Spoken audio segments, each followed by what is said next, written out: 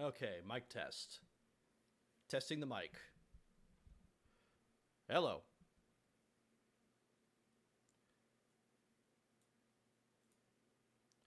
All right, how you doing, Patch?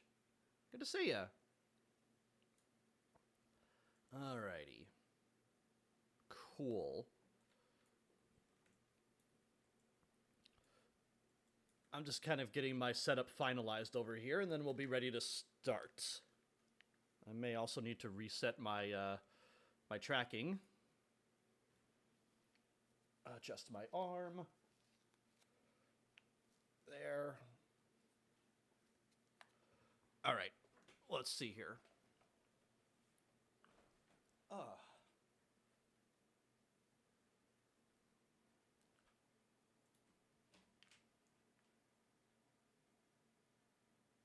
There. Oops.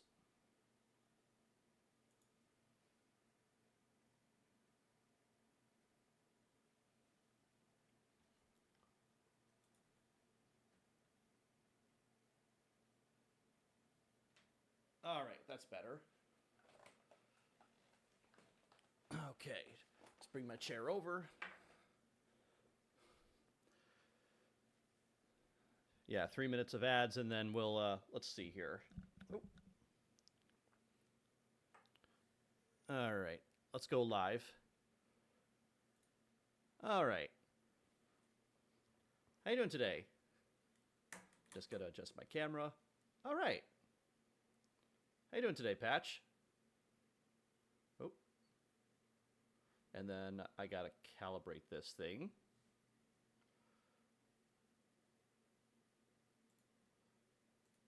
There we go.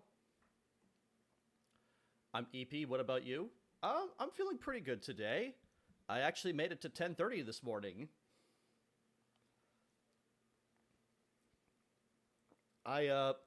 Honestly, I kind of stood up a little too late last night. I was doing a lot of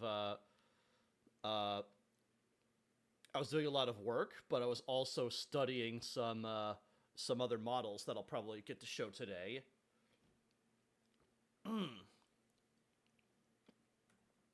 So today, we're pretty much on the very final fixes for the potions. All I really wanted to do now was something that my that Sharky had pointed out to me. She mentioned that I should probably have like a little bitty kind of gradients or a darkness, a dark paint around the edges of my labels so that it looks more worn. So we're gonna do that. And I also want to do some fixes to the lantern as well. So let's see here. Labels. Also, if you need me, I'm going to have my headphones, and you're currently on my iPad, so just type in chat if you need me. Sounds great. I appreciate you. I'll remember that. Thank you. All right.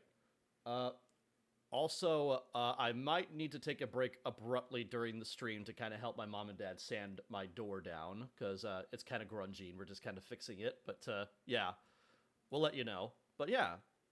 Okay. I got the writing. There's the label layer. I want to add a fill layer to this guy. He's going to be color.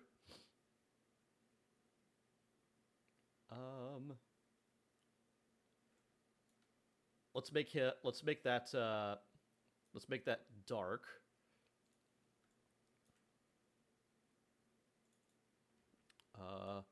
Edge wear.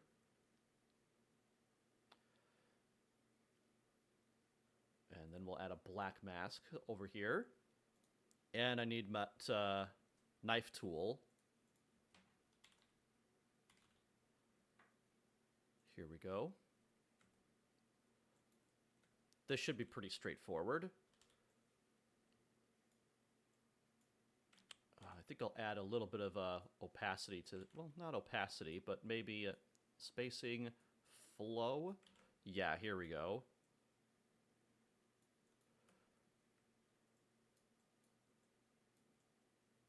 Here. And I'm just gonna Very gently block this in around the edges here.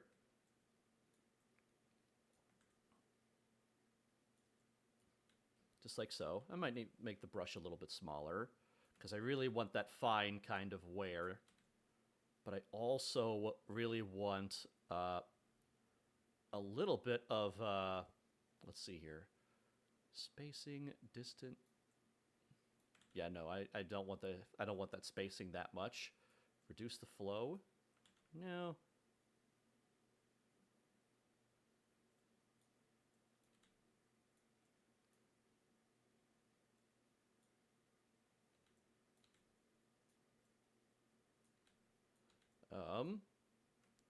Is it not working? What the heck? Oh, because stroke opacity is at 1. That's why. Duh. Come on, dummy.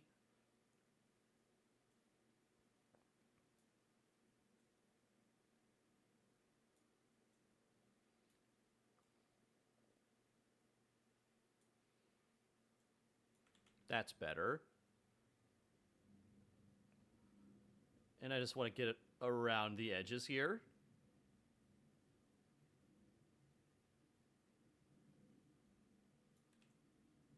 Yeah, I'd like it to come up there. It doesn't really matter if it doesn't look even, so that's kind of the look I'm going for. I'm just kind of quickly blocking it in with the mouse. Nice and simple. Like that. Give that a little bit more spacing. I love the models. Me too. They've turned out so good. Just so good. And I'm just particularly proud of myself for that. I also last night I did a bit of studying for some other models. So you know how I was kind of basing some of these models off of the Zelda Tears of the Kingdom kind of look? Well, I actually found some Zelda models and I did a little bit of reverse engineering, or rather, I did a little bit of construction, a little bit of studying to see how they were made. I'll probably see if I can show them a little bit later. But yeah,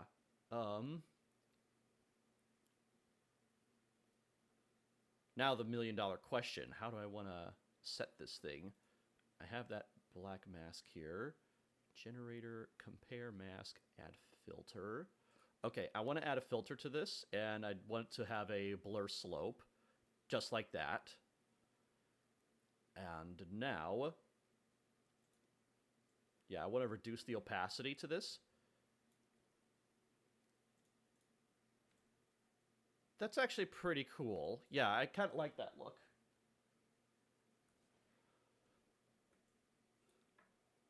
I feel like I should probably also have like a paper highlight or something.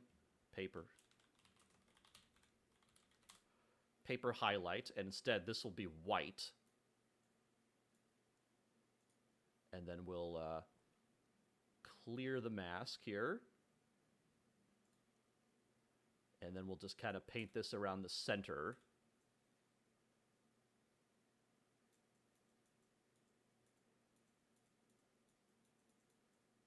Just kind of bouncing around the middle. Kind of like that.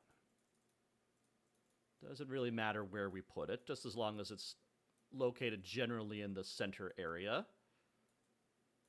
I might even turn down the opacity just a smidgen, maybe like 80%.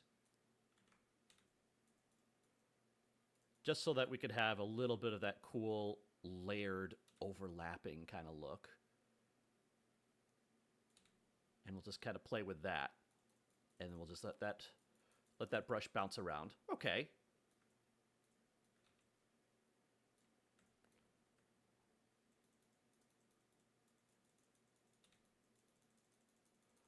There we go. Yeah. Just let it happen.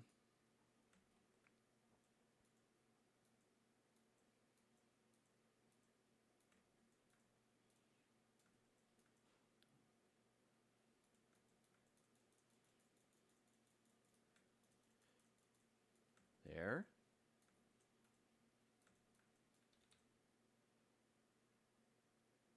here we go. That's what I want. And we'll just kind of paint that back. Go to the highlight.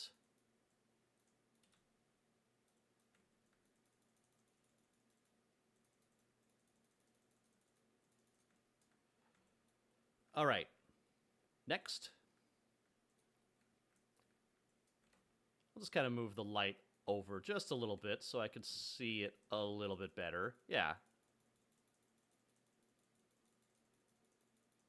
It's almost like smushing on the label. It's just like where the, I guess maybe where the adhesive really took. And maybe just the paper just kind of wore thin. I really want that old parchment look.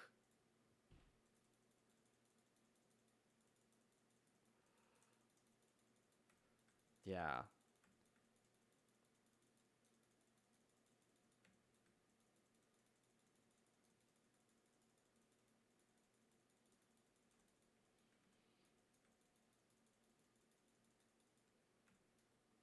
Okay.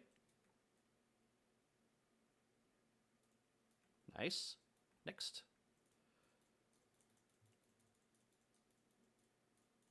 Shouldn't take me too much time. The other thing on the agenda in this pack is that I just want to fix up the lantern light so that it looks a little bit nicer with the glow, because I really want that glow around the center to look a little bit more how do you say, a little bit more like central, like it has a I want to have a bright center. Get that highlight. You know the flavor of meat. It does, actually. Blackberry is one of my favorites. But mango cherry, I kind of made that one up. Well, actually, no, I mostly based that off of... I based that sort of off of a cherry mead that I had one time at Superstition Meadery, which is pretty local here. And it's really good. They also have a barrel cactus one too, which is quite nice. I'd like to try making my own one day just to see what it's like. It's, from what I could tell, it's actually pretty straightforward to make anyway, or to brew. It just always looked kind of fun.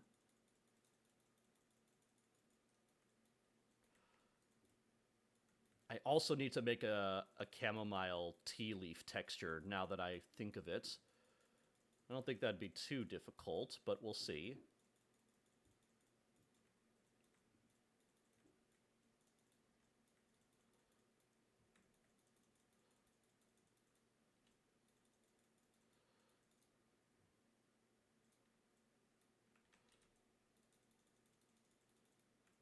There. Cinderella, hell, how's it going? Welcome to the chat.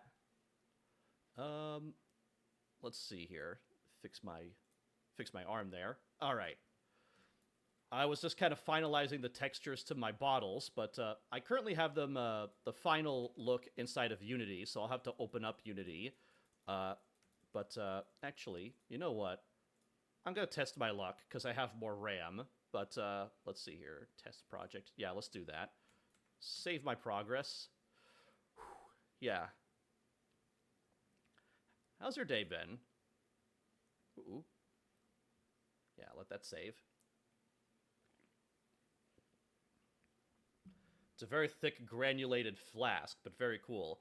Yeah, I used to have it thinner, but I had to really go back and make these all look a lot thicker, because I'm making this more into like a stylized toon pack. So the shape really needed to translate better, especially with the toon shader I applied to it. Graduated. Ah, all good. I had no idea that was what was called. I just kind of called it a flask, but yeah. But yeah, thank you for the font. Yeah. I found a nice little font and little ink that I could use for this thing, but yeah. Edgeware. I'll just kind of let that bounce around for a little bit.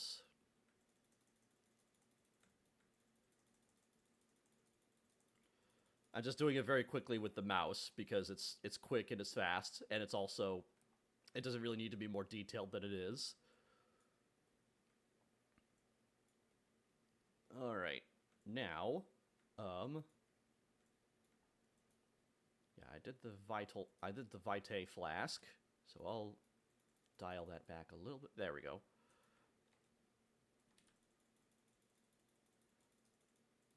Just let it happen around the edges there.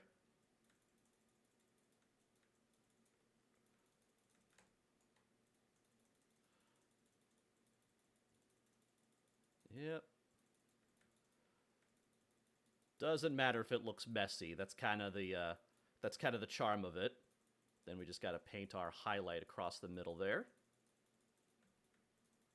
There we go. Some of that Lifewell essence there. Yep. Just kind of brush it around. There we go.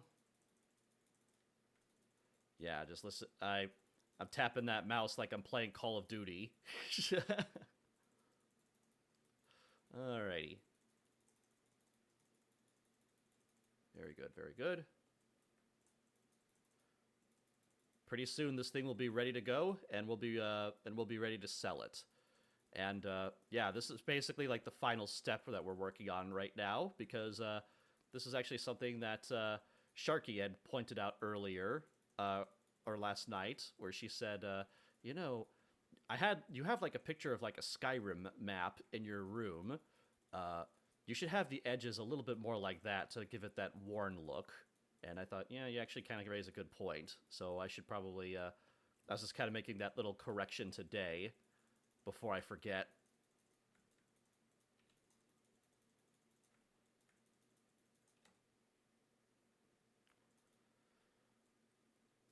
Is this a commission piece? Actually, no. This is a self piece. This is something that I've been working on for myself, so that I can do some passive income. Because this is actually the very first assets that I'm actually going to sell for myself. I'm planning for about roughly $15 a piece that way, or $15 for this one pack. I do plan on making like furniture and stuff to kind of go with it, because yeah, it's supposed to be like a potions pack that was supposed to be for like an apothecary or like a healer or something like that. But yeah.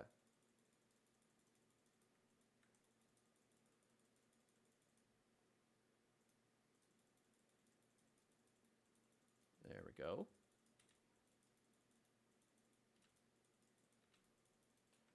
I'm just kind of had a little bit of an opacity on that brush just to kind of let it happen. There we go. Almost done. Only a couple more left. All around that center, around that circular spot here.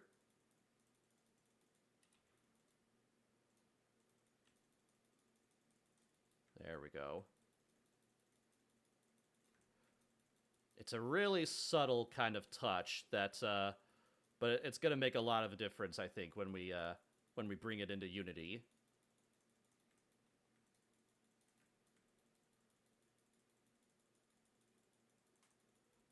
There we are.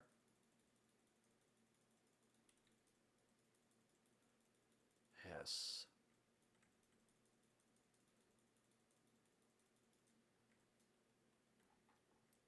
This one might be a little tricky because it's really thin, so I'll paint the highlight first.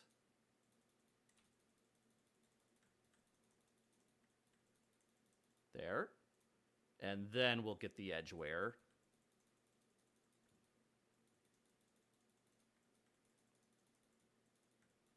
Just very gently tap it around the edges. There we go.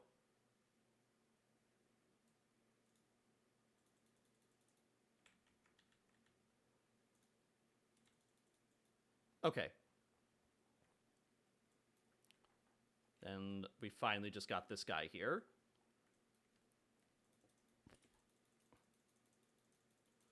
All right. And it looks like Unity is actually launching pretty successfully right now. So I will hopefully, once it's fully launched, I'll be able to show you what the current actual progress of the textures looks like, because I'm actually pretty proud of what I've done right now. It's very educational, learning how toon models and toon shaders work. And I also was able to find last night a little bit of a parts pack for Tears of the Kingdom for Zelda, because I mostly decided I went from like a Studio Ghibli kind of look to a Zelda look, because I just really liked how for one, I feel like it's kind of difficult to kind of translate Studio Ghibli into a game environment, because for one thing, the characters are all the character style sort of differentiates from the style of the backgrounds, if that makes sense, because as you know, Studio Ghibli is an anime. The characters are anime, but the backgrounds are oil paintings.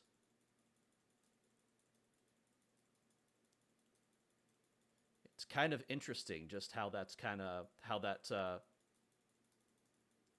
differentiates between the two. But I do have like some references that I can kind of show you what I kind of based it off of. I really liked Kiki's Delivery Service, and I mostly based the pack off of the beginning scene of that movie, where Kiki is kind of taking off from her parents' house, which kind of is like her mom is like a potion maker or like a potion drafter, and yeah, I just thought, you know what, that looks so freaking cozy and comfortable. I kind of want to live there, and I also showed it to my girlfriend too, who just, oh my god, yeah, we both loved it. It was a lot of fun. There we are.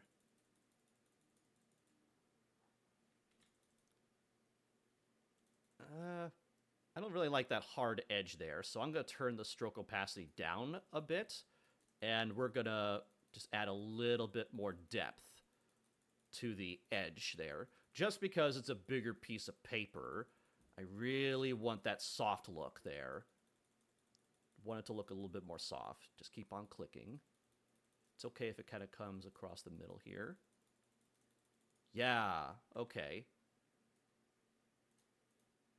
That's nicer. Edgeware, I might do a little bit of the same here, just to kind of subtract some parts of the edge, but not much. I do really like that. Oh, I'll do it over here along the back edge, and then maybe off the top. Yeah. Bring the light over here, all around the edge.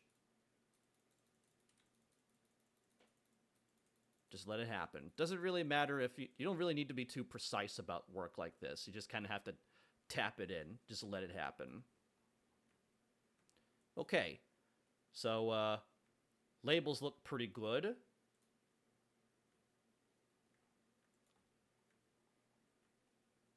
Okay. Yeah, so this is what actually turn that back up. This is what they looked like before. This is what they look like. I do think that's a nice little subtle difference. And it only took me about 30 minutes to do all of them, so nice. And come on, ARM. Ugh. Reset my yaw. And I'm also going to adjust the position of my keyboard, because I think part of the reason why my trackers ends up so close to my drifting so close to my chest is just the position of where my keyboard is located. So it just kind of drifts very naturally that direction. Okay, Unity is loaded. I'm just gonna resize this so that you guys could see it a little better. Right. So this is what the current actual progress of the models look like right now. with the glass shaders and the liquids inside.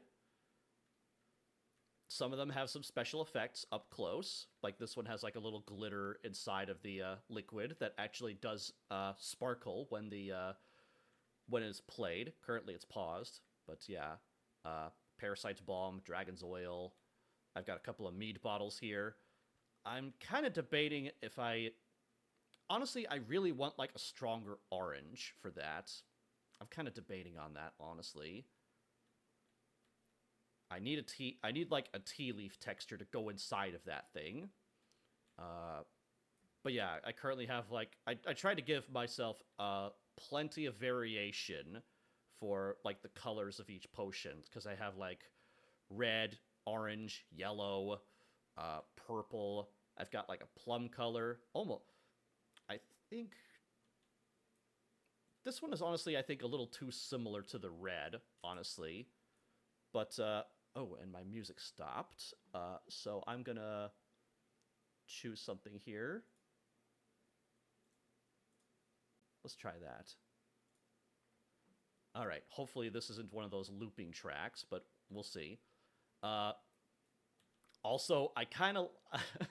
this is kind of a joke to myself, but I kind of wanted the Boned Bind draft to look like whiskey, and that was the best whiskey I could come up with in tune terms. I just figured orange kind of worked best, and just kind of leave that up for interpretation. I think the corks turned out pretty nicely. Yeah. I think I did a pretty nice job with the wood, but actually, I do want to show you guys something now that I'm kind of thinking about that, but well, I'd have to kind of close Substance Painter, but let's see here. Well, maybe it shouldn't be too bad if I have Blender open for too long. I also made a few variations of a few different materials as well. So under materials, I have... this was more of a happy accident when I made the toon shader for my teapot. I also made this beautiful copper, this hammered copper material too.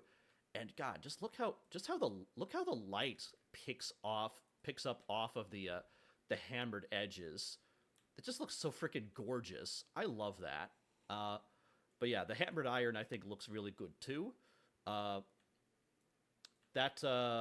This was actually this was actually a smart material that I made in Substance Painter, and then I just basically I made the material, and then all I did was literally drag and drop it over the teapot and baked the texture. So now I have a smart material of my own in Substance Painter that I can basically use for anything. Same goes for the this toon marble, this clay, and the wood, and the metal, and this little this metal as well. But the real trick here, let's see, building a nice catalog of things you can kind of use as a signature. Yeah.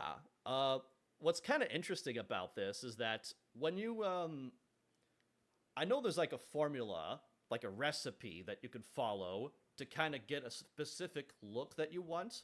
Like, you know, like if you want to come up with like like if you're trying to mimic like a style that you really like in a game, be it Zelda or Dark Souls or Final Fantasy, Metal Gear, etc., etc. While you make these things, it's important to know that as you become more used to making these things yourself, you start to find your own, you start to discover your own style. And like you look at certain things and you kind of go, yeah, I really like that, but I think I could do that just a little bit better, you know? Or maybe I could do it this way. And that's kind of where I'm at when I looked at some of the textures for research. And yeah, let me save this scene really quick, because one of the tricky I want to say that the hardest part about this whole pack was learning how to do glass. And oh, by the way, all of this is VR chat compatible. Uh, the only thing that the liquid does not have is simulated dynamics, because I know that's something that you can do in VR as well, like in Half-Life Alyx. That's all driven by a shader, and there are plugins that people have made for pretty cheap to implement that into textures that you might have made as well. Let's see, makes sense. Got to do things that feel right with your own eye. Better to reiterate than to perfectly copy sometimes. It kind of is. In a way, that's kind of how you discover. That's kind of how, number one, how you're able to discover mistakes, where you kind of go, okay, I fucked this up. Better luck next time. Let's try it again. We'll do better. And that's the really frustrating part about art, because, you know, you're gonna fuck things up, and that's okay.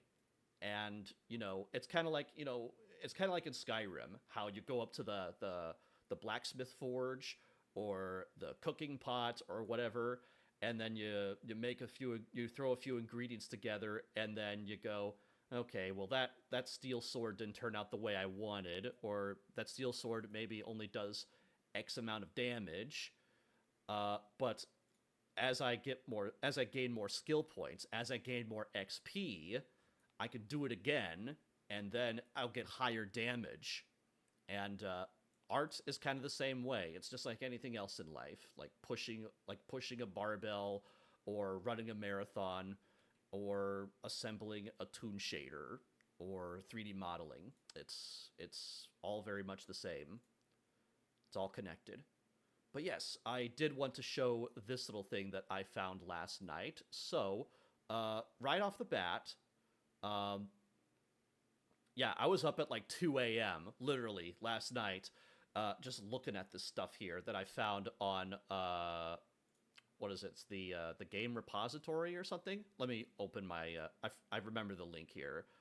Apothecary, bottles, yeah. Right here. Okay. So these are my references that I gathered initially, and you can kind of see where my train of thought sort of began. I started by gathering references from Kiki's Delivery Service, because I really liked the style of how Studio Ghibli drew glass, because I thought this was like really simple, but also really really detailed, because it really gets the point across. Because the way that they did the outlines here, it's literally a white outline done by a paintbrush or a white marker, and then it's just solid colors that just literally drew the highlights. That's the tricky thing about glass, because you're not just drawing the shape, you're drawing the highlights, because it's transparent. And then you have this sort of colored glass here to indicate that there's something inside the glass. And you can also, very subtly, kind of see where they tried to draw refraction inside of the glass, because the bottom of the hand doesn't quite line up with her thumb there. That's where they kind of tried to indicate a little bit, but they, mildly successfully, but, still fun. But the background here, you can kind of see where the style differentiates from the very simplistically shaded characters versus the very complex, detailed backgrounds. It's subtle, but it's so huge. Exactly. It really is such a big deal. But yeah, you could have a look at these backgrounds. Look how detailed that is. Just the way that they painted, like, the shadows of the leaves for, like, all these ingredients and stuff hanging out of this apothecary drawer. These onions or radishes or whatever. It's all oil painting. I almost said hyper detailed, but it's not really. Not technically hyper detail implies realism, but it's not really. It's really more like it's more like a classical painting, really. It's very very much based in classical drawing, classical painting. They very much studied the old masters when it came to drawing these backgrounds. Enter Genshin Impact, because I thought, well, these toon shaders, the way that people when people talk about that Studio Ghibli kind of look in modern anime games or toon games, a lot of people usually refer to this as like a milestone or a cornerstone or what have you. If you want to automate with the... Oh, sorry, hang on. Let's see here. But yeah, you can kind of notice, like, I tried studying the bottles inside of Genshin, but they went for an opaque look. They kind of cheated a little bit, and that's okay. That's their look. But they still had this nice little hand-painted kind of background that had that very much that same spirit, but it was kind of different. Kind of different. But then I found this screenshot from Tears of the Kingdom. This was like from the Message in a Bottle quest, and apparently this is like a unique asset because apparently this is the only bottle that exists like this inside of the game that has this kind of shader, and it's you just find it washed up on a beach somewhere. Both of these are really good, make no mistake, but then I just kind of decided, well, I really don't want an opaque look because I want people to see inside the glass. I really want people to see like the contents of the bottle inside the bottle because I feel like that just kind of makes it more special or more fun. Is it more performative and more time consuming? Yeah, but it's what I wanted. So I decided, okay, hell with it. I'm just gonna go with the Zelda look because at some point I kind of had to decide between one or the two because I thought, well, you can't do both styles because then it doesn't look very... It may not look very cohesive. It's such a good reminder that everything inside of a game is hand-built at some point, even if it's got like 10,000 copies. Exactly. Like take this wood texture, for example. It appears in a lot of different places. Houses, buildings, debris, barrels, etc., etc. But if you notice here, this wood texture from Tears of the Kingdom actually is a lot more photorealistic than the wood textures from Genshin Impact. Because if you look closely at the wood textures on these, on like these walls, these barrels, etc., they're very lightly brushed to sort of imply wood grain and wood detail. They're very simplistic looking. Like up here, it's a little bit more apparent up here. They rely a lot more on like splotches. Like you basically use the same tool that I was using in Substance Painter, like the knife brush. But down here, this is more like an actual wood texture. And so I thought, well, I can't find a clearer image than this or something like this. I did find some eventually, but then I thought, you know what? I need to find these myself. Yeah, for distressing kind of stuff.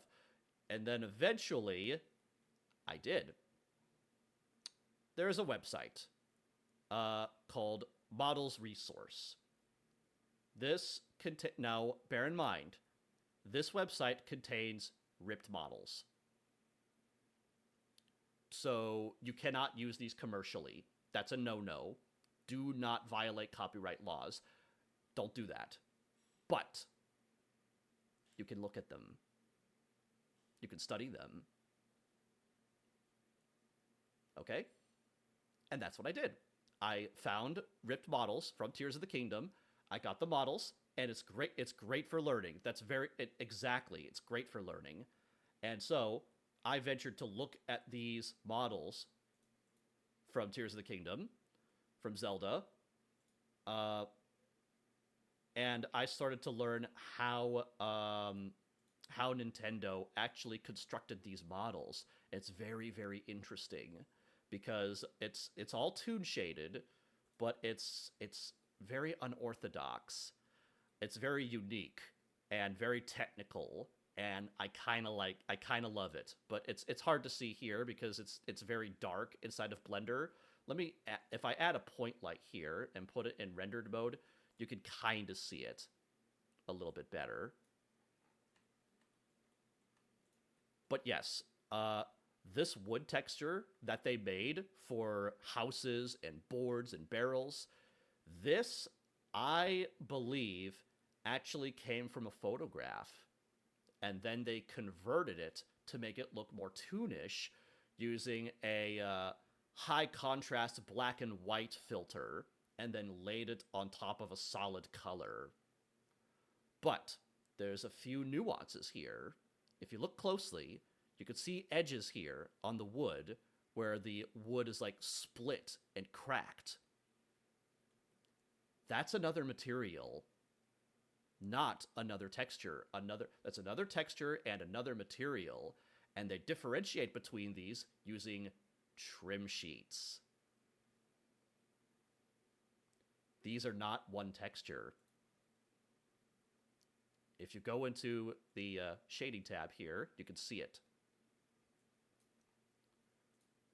This is actually that's a wooden crate texture, but I'll bring up the wooden boards because it's a little bit more apparent there, if I can find it. That's like a wood end there. Okay, here you close enough. Okay, yeah. See that this guy right here? Those are the wood splits. That's a trim sheet. If I select the trims on the model and select them, if I go to if we go to UV editing and find this thing over here, where the heck is it? Okay, yeah, so here are your boards. So they basically took the boards, painted them horizontally, and then laid the polygons on top of them, so that they can basically, you lay them flat, and they basically can repeat over and over and over again, no matter where you position these UV islands on the texture. Now notice, they're dangling off the sides of the UV space, and this is okay. But a lot of people don't realize this about UVs, but it's okay to dangle your UVs off of the space, because all it's going to do is repeat. And so basically you have this board down here. If I go into textured mode, like so.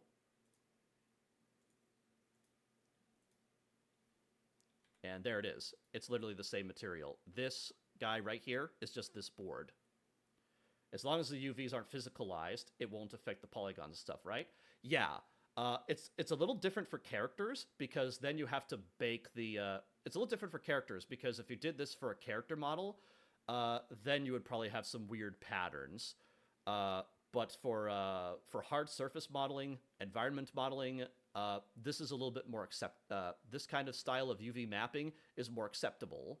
For a painted texture, like for say like my hair, for example, I actually do the same technique with my hair, but probably would cause weird shadows. Not really. Shadows are built differently using light maps, which are separate from the UV map channel. So, for example, over here, it's basically a different vertex group if you think about it. But yeah. Oh, misunderstood. Got it. Yeah, no, yeah. It's totally cool. It's very technical and it's hard to understand, and and that's okay. It's very, very nuanced. So yeah, under this tab right here, UV maps. See, this one has one. This has one UV map, but this is where Nintendo gets really, really nuanced with their textures, because their characters are built very differently. They have lots of UV map channels for their characters, for their cell shading. And the reason why they do that is because of the very intricate highlights that they have for their characters. So if you notice here, for like Zelda, right here, notice her specular highlights along the nose, along her shoulder, and maybe even across the chest. They have this really neat cross-hatching right here that indicates like white marker cross-hatching. That's done by having a specular map. That's actually done by having either trying to remember how they do it because it's really weird, but it's really cool. They basically take a it's either a specular map or a normal map, which is really weird. But they assign it to like the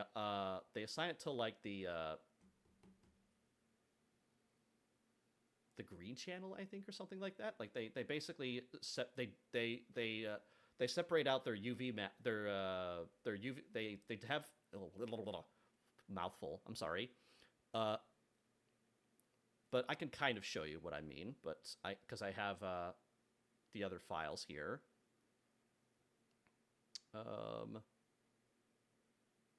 Gumroad study. But yeah, like this, yeah, wooden boards. These are all the textures here. And yeah, so you have your wooden board texture here. This is your color map. But this one is this is a normal map, but it's yellow. It's like it's inverted so that the green channel is inverted, so that gives it that yellow look. This is essentially what gives it helps drive the toon shader, so you can have those strange highlights like this. This is another, and see right here, this is another example, another normal map. It looks really chunky and kind of compressed, and yeah, that's all specular highlights. And this is your regular normal map. This is what drives your bump. This is what drives your bumpiness and your optical illusion stuff to make the texture look like it has depth. But yeah, very strange. But yeah, and yeah, here's your wood splitting texture. It's a non-square texture. I know that, like I said, it's Nintendo has their own style. Sorry, man, I gotta get back to work, but thanks for teaching. This is so cool. Thank you for joining up, and I appreciate that. Yeah, but the crazy part about what's especially crazy about all this, like Tears of the Kingdom is an open world game, but it's only 20 gigabytes. Strange, but now I know why. Because these textures like this one is 36 pixels by 128 pixels. Have a great rest of your day. Thank you. You too, Ninderel. Thank you for joining up. Really good to see ya. Really good to see ya. And yeah, this board texture right here, this one is 256 by 256. It is tiny. These things are freaking tiny textures. So yeah, it just kind of goes to show you that they really, really do their best to kind of like, they really, really care about reducing the amount of bloat in their games. And it's just like, it also kind of helps contribute to the style a little bit too, because you could technically call it low poly, low resolution. And this is a game that was made in, 2023? It's only like 2 or 3 years old. And they're using 256 by 256 textures. I just think that's wild. But anyway, yeah, this is a wonderful study. And yeah, so my objective later on, as the pack grows, is that I want to make my own modular kits for my own trim sheets like this. And now I want to look at this and use this as a guide, so I know how to lay out my UV islands and make these little board ends like this. Like, I freaking love this. I love the variety. And I love how in this texture they also included rope here too. Because I think I might, if it were me, I'd also want to I'd want to have like nails and stuff in here too. Maybe, but I don't know. But yeah, like, because you've, maybe, I don't know. But yeah. Anyway, I just love this. I just thought I'd show you that because I just thought this was very wonderful and educational, and this is people get really excited about new releases or new games or the new Call of Duty. This is my shit. This is my addiction. I can't get enough of this. Yeah, God, look at that. For a 256 texture, this is a big asset. Like, I'm seriously walking over it right now, and even in first person, it holds up pretty decently. It's not bad. It's really not bad. And it's only what? How many meters is this thing? Let's have a look here. 1, 2, 3, 4. Yeah, it's like 4 square meters. They made a 256 by 256 texture for a 4 square meter model. Do you know how counterintuitive that sounds? In school, I was taught that you have to have, well, this is really mainly for photorealism, but we are taught that every texture that you have inside of an environment, 1 square meter should be equivalent to 1024 by 1024 pixels.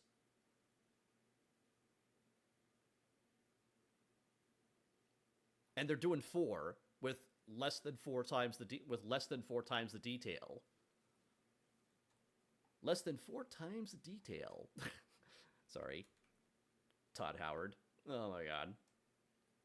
Anyway, no, I love that, and I got really excited to show you guys that because it was fun. I will be clipping that later for my own uses, I guess. But anywho, it's time to hydrate.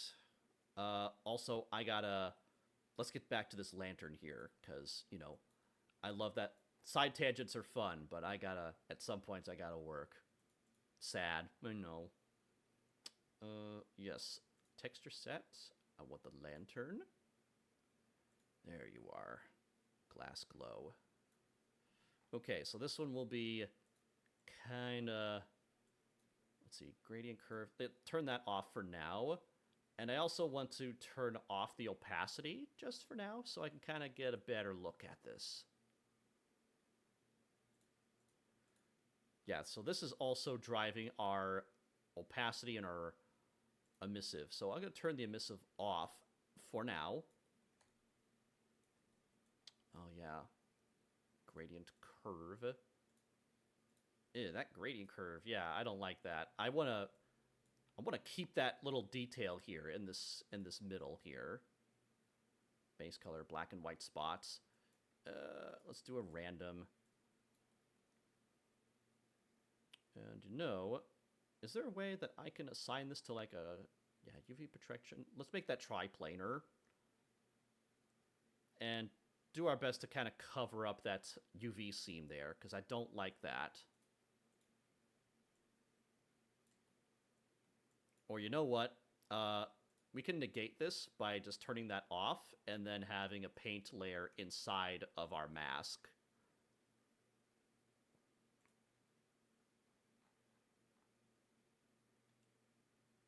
And then we'll just keep on using our knife tool here and add a filter. This filter is going to have a blur slope. And we're just gonna paint this thing over. Now, I want this to have a bright glow in the center.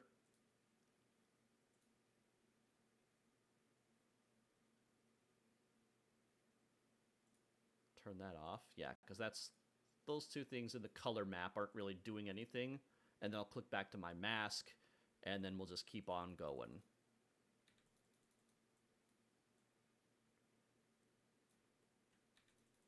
Because I really want this glass to have like a sort of a stained look, but I also want it to look very bright along the middle. And we're just gonna kind of dab this thing all along here, like kind of like a sponge. It's like laying down paint, if you've ever done that. Like if you've ever speckled walls, or if you've ever like tried acrylic painting with like a sponge, or like That's kind of funny about the knife tool. Like I don't really get why they call it the knife painting, because this is not what knife painting looks like in real life. It just isn't. Like if you've ever watched an episode of Bob Ross, the knife is actually The knife is actually, you can be really precise with the knife.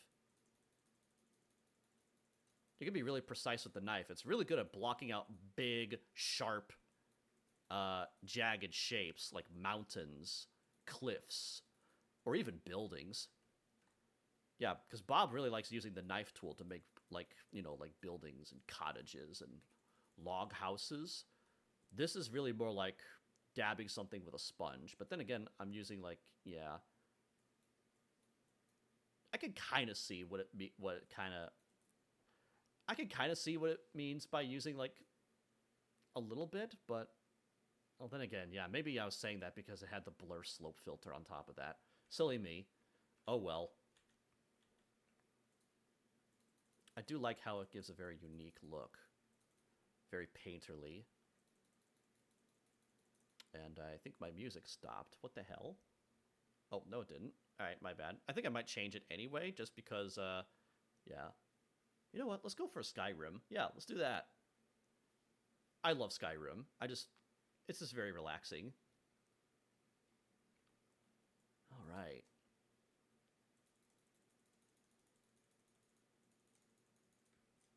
Alright. I know the light is very annoying, but actually, you know what? For now, I'm going to turn off the post-processing because, well, number one, I don't need it. I only had that down. I only had it on just so I could capture some really beautiful screenshots for social media. But, yeah, I don't really need it right now. Turn that off. Oh, the blur slope. Paint.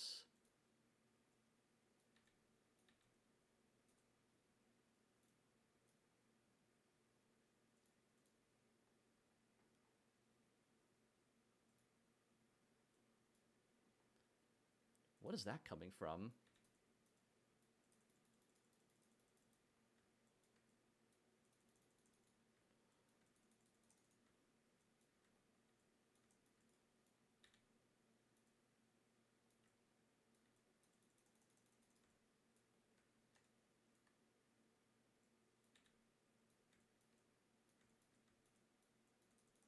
Yeah?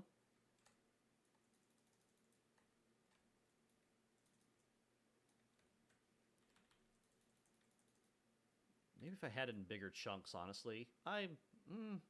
Oh, shoot. I've actually been painting on the wrong layer. Ruh-roh. Let's fix that, shall we? Oh, hang on.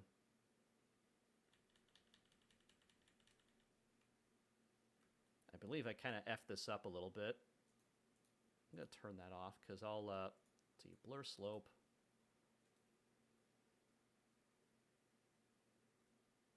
Yeah, I'm going to try clearing the mask, and then we're going to do that again because it looks like that there was a piece of the, it looked like there was a piece of our lantern that got caught on the edge of our polygons there. So I'm going to click on UV, mask that there.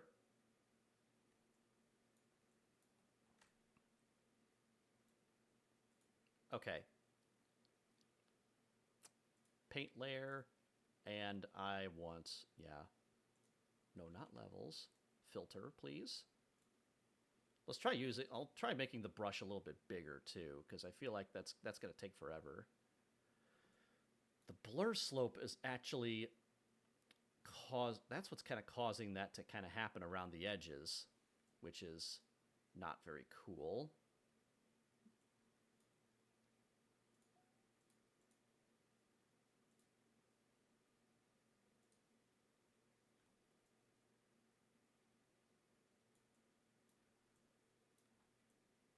Is the blur slope also...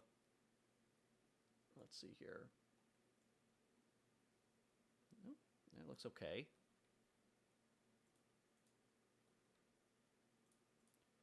Okay, so the paint actually is kind of work. There we go. Just along there. It was said it was still in chat on my end. LOL, my bad. Oh, that's okay. That's okay. Also, welcome back, Patch.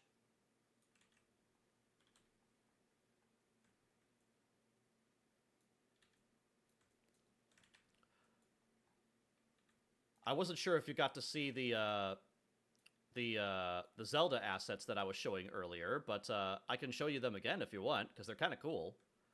Also, guess how much I'm getting paid per month officially for walking a dog? Oh, good question. For how many times? Actually, how many times? Let's see here. Per month for walking a dog. How often do you walk the dog? Is it like once a week or a couple of times a week? Because I can imagine getting paid like maybe $20 every time you take them for a walk, but it kind of depends on how many times you walk them.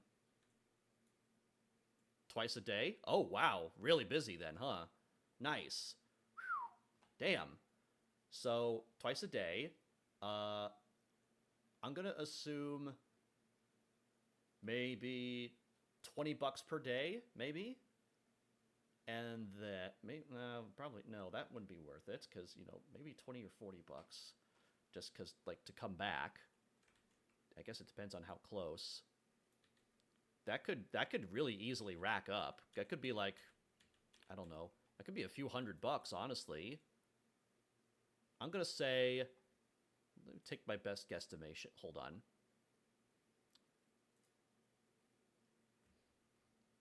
Let's say 30 times per day times 30. That's, holy shit, yeah, that would be about like $1,000. I don't know.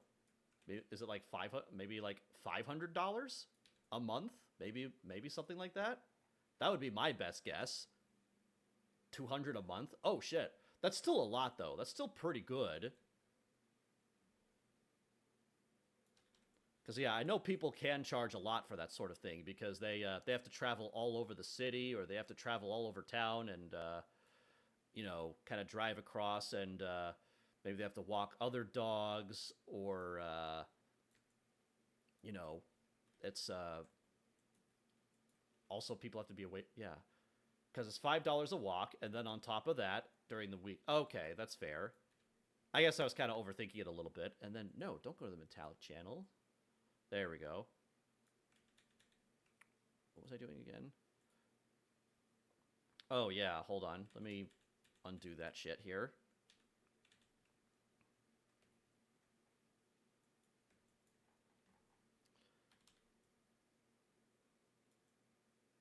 Yeah, I'll probably just have to live with that one, huh? It's fine, LOL. That's still pretty good, especially at your age. Because yeah, I know that an adult would probably charge a lot more than someone at your age. I'm not. I know that you've told me, but yeah, kind of sucks because you know, because it's like it's still a service, it's still labor, you know. But yeah. Oh, hang on.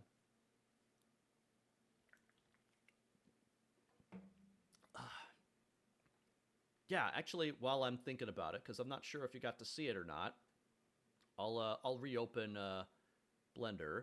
Oh yeah, and this is currently what the bottles look like inside of Unity. This is all the work I did last night after stream. I made a few other glass variations and a few more potion colors, and I made a yeah. For everyone that is curious, I'm almost 16, so that's pretty nice. I forget when your birthday is because I know you turn. I know you turn. I know you you got older a little recently, but yeah. You don't have to say it in chat if you don't want to. But I forgot. I forget if that information is private or not. But I have a terrible memory. Open up Blender again. Because, yeah, since you're back here, I'll give you a quick look because this is actually kind of exciting. All right, so I was able to find November 16th. Oh, wow. Actually, that's pretty close to my brother's birthday, honestly. I'll have a pretty easy time remembering that then. Because it's literally only a few days afterward. Like almost a week. Yeah. Nice. That's awesome, dude. Wow.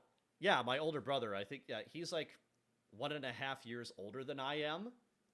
So he's technically, he's the, honestly, it's kind of funny because I was born in '90, so I'm technically a '90s kid. But he technically has it over me, where he could say, "Well, technically, I'm an '80s kid." Where Rune Bro, yeah, Rune Bro will say, "Well, I'm technically an '80s kid." Like, shut up, only by 2 years. Whatever. Who cares? I'm not coping. You're coping. But yeah, I was able to find this the some models and textures that were used for Zelda, and this is something that I think I am gonna try. This is something that I studied so that I can use it for later because I really like the style, and I really want to be able to use something like this for my pack later on. Like, I don't want to use the actual textures or models themselves because that would be stealing. So I really liked how they arranged like their texture maps so that I can basically like set up like trim sheets and stuff for like wooden boards because I love how they have uh, like their wood textures and like the little end caps on the ends, and they even made like these really awesome like texture like so the wood boards, that's one material, that is one texture, but like these little split ends on the wood on the very end right here, that's another material entirely. So that's like way more detail than I was expecting, even for like a toon texture. It's like, I'll show you. Where the hell is it?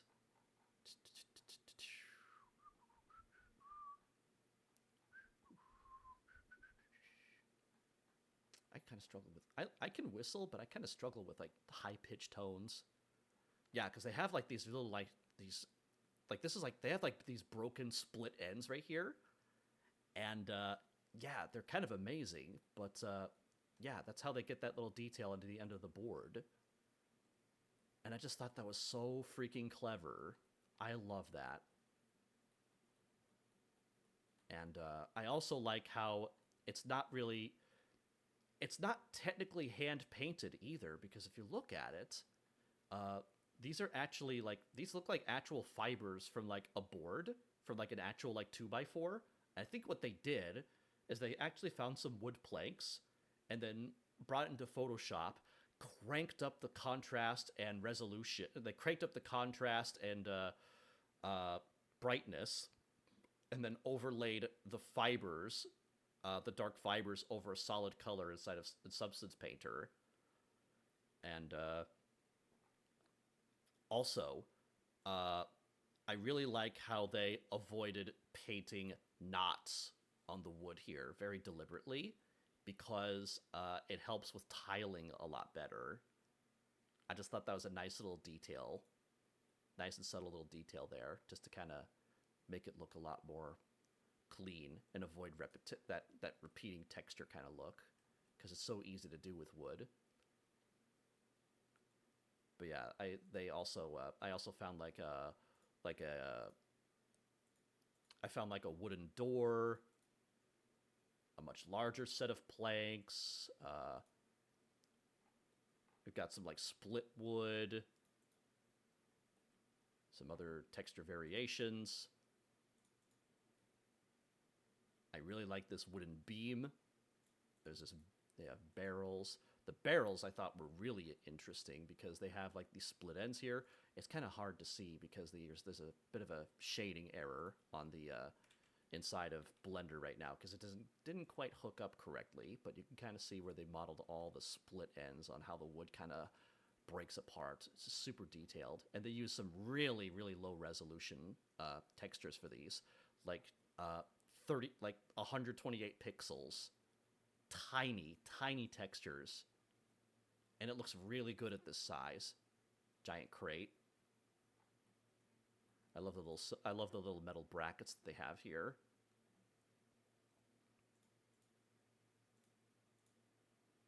Oh, and I also found a clay pot that they use. Classic Zelda clay pot.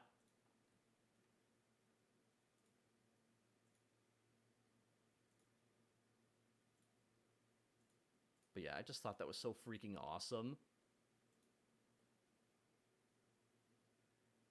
Oh, you could also see where they kind of cheated too, because the pot is hollow, and you can kind of see that they have a bit of a repeating texture inside of here, inside of the pot.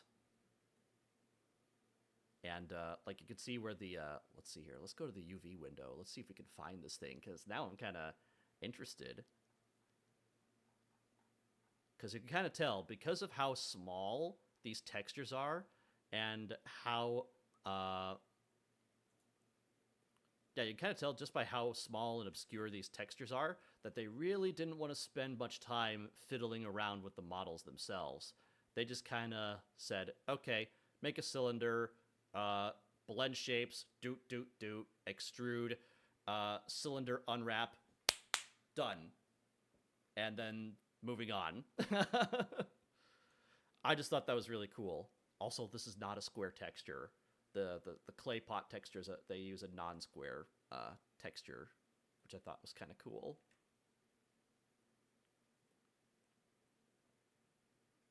But yeah.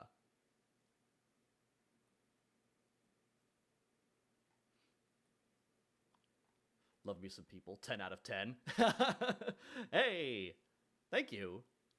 But yeah, I was just kind of studying these last night at like 2 a.m. just to see how they were made, because I kind of want to make my own little parts kit kind of based off of the style of this. And yeah, I just kind of liked how different it was. It just how it has a very it looks painted, but it has a very photogenic kind of quality to it as well, because of the wood fibers and stuff. And I also really liked how they did the split ends for the boards. But anyway, yeah, I'll quit rambling. It's fun shit. Substance. Anyway, yeah. Is it me or is your mic very low? Good question. Let's see here. Actually, yeah, hold on a second. I'm going to turn this down and then turn this up. Testing. Could also be that my face was a little further away. Hopefully this is a little better.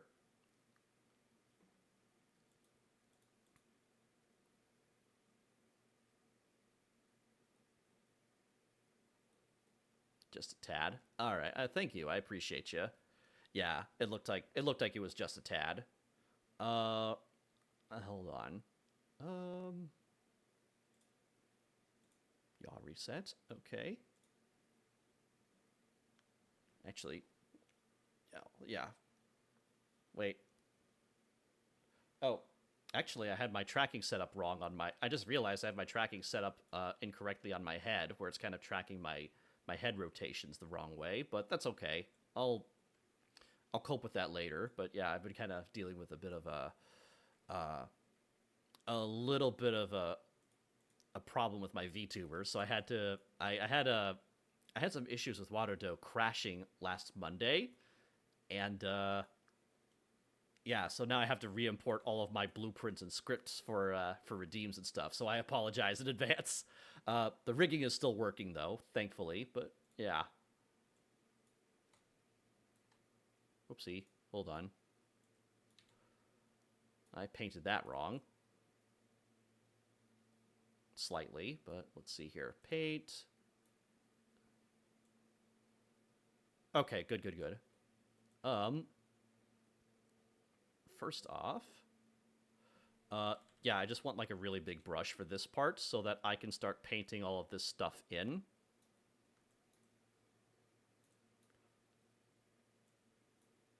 Blur slope, yeah. And we'll just kind of rough that in. All right. Oh. How's your day, love? Love so me people. How's your day, Mr. How's your day been, Mr. People? Also, thank you for joining us. Okay, so the blur slope needs to go on the bottom, and then can I copy another on the top, on top of my paint layer? Okay, yeah, that's going to cause problems along the seam there, so I need to... That's going to be tricky. Actually, let's see if I can do this.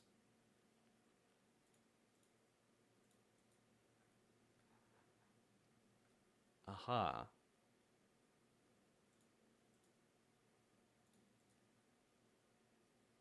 All right, all right, all right. Not too bad. All right, that's good at least.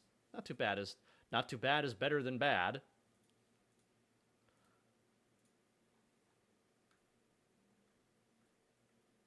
What is this supposed to be? Is that the other side of my land? Okay, so I looked. I'm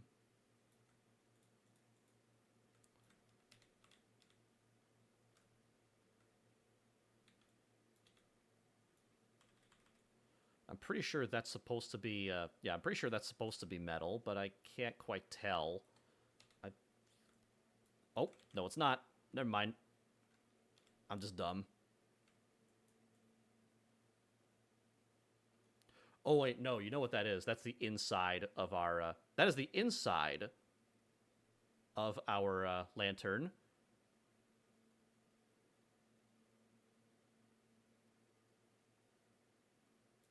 Actually, that is painted correctly, isn't it? Is the face assigned correctly? It's hard to tell. It looks like there's actually no texture assigned to it. Yeah.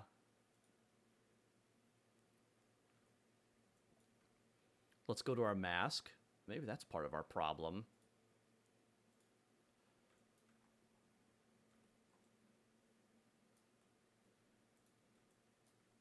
Blur slope. Uh-oh. And now it's coming onto our frickin'... It's coming onto there. Maybe I just need to dial this... Maybe I need to dial the blur slope back a little bit, because it's kind of creating some problems. I hate how it's... Yeah, let's see. Let's try 0.05. It's still not perfect, but...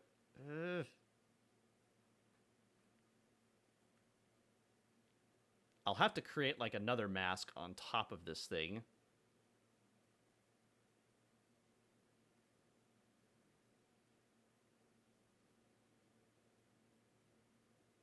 Maybe.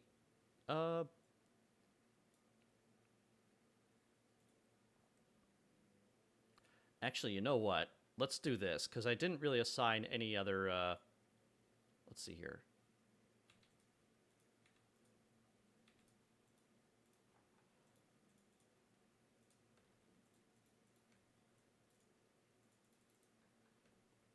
Yeah, so let's just make sure all of those islands are selected so that they have, like, yeah, so now they should have a black mask applied on top of them now. Not too bad. I agree. Yeah. Gotta be positive. Hard thing to do to be positive, but it's really pays its dividends. I don't like how Substance Painter needs a lot of padding between the UV shells, which can waste a bit of special space and tech. Exactly, especially when when to do like toon shaders or like special effects. It sucks. It's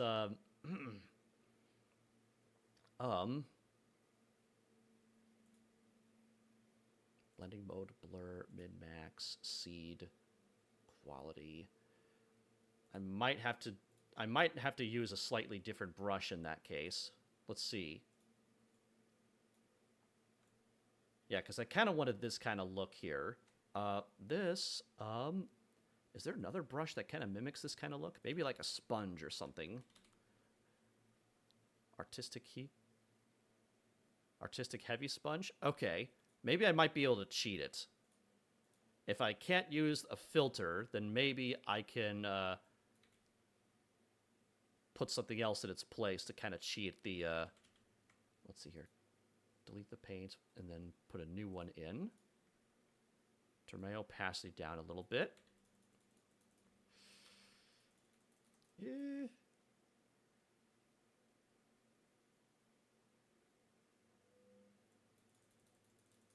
It might have to work. I might just have to deal with that for now. Shoot.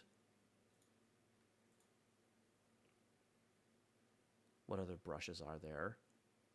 Dirt Splash.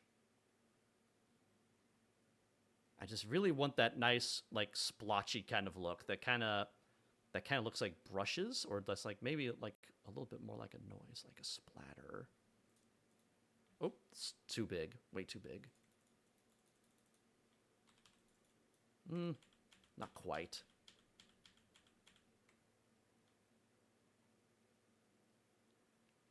Mold. That's interesting.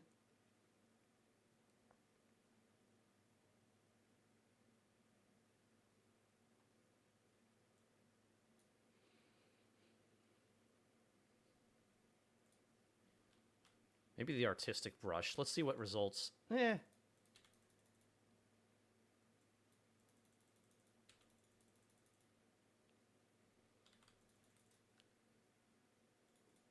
Okay.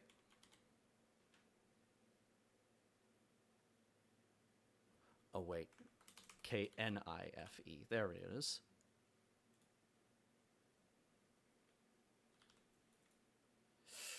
All right.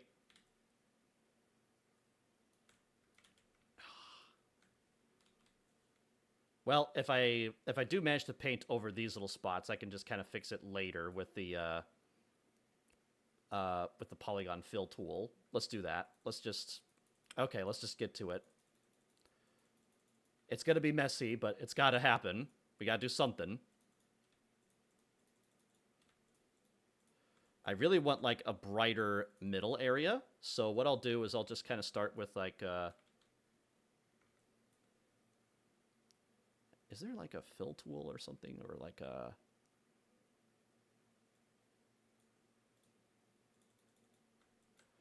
I've never played around with the physical paint tool, but let's see here. Maybe a lower... Oh, okay. Start high, and then we'll subtract.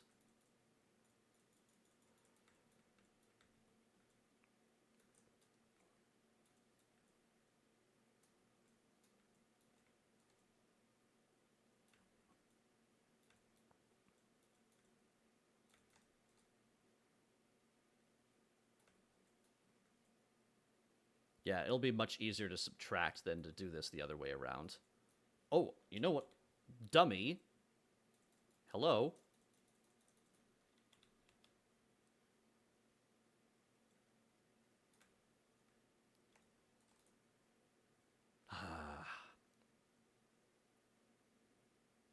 There you go. Silly me. Me wishing there was a way, like, man, I wish there was a direct way I could paint onto the... Oh, wait. Okay. I'm also gonna paint over these little areas here, just so that they're, just so we can get that subtracted. Okay. Better. Stroke opacity. Bring this down.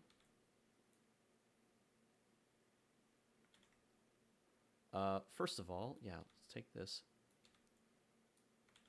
Yeah, I want the very middle to be, I want that to have the maximum brightness. Just like that.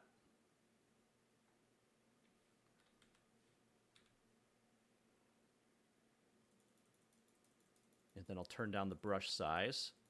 And I'll just kind of let the brush bounce around here. Let it do its thing. Get a general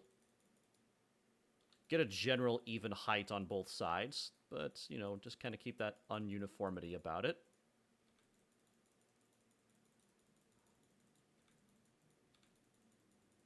There we go. And I'm just kind of clicking my mouse like it's Call of Duty. I do have a Wacom, but honestly, for me, this is just a little bit more straightforward to do it like this. But yeah. Now, let's bring down the stroke opacity, and we can start subtracting some of our areas slowly but surely. That way we could get more of a layered look.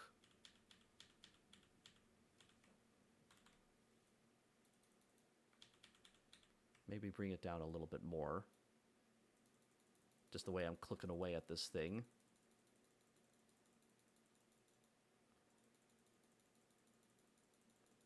There we go. Here we go. Yeah, yeah. And just let it happen. Just kind of let it happen.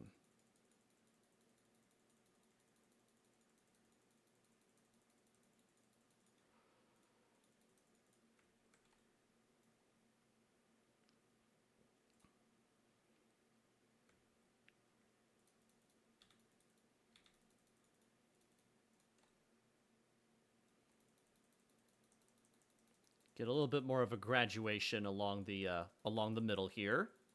Oops.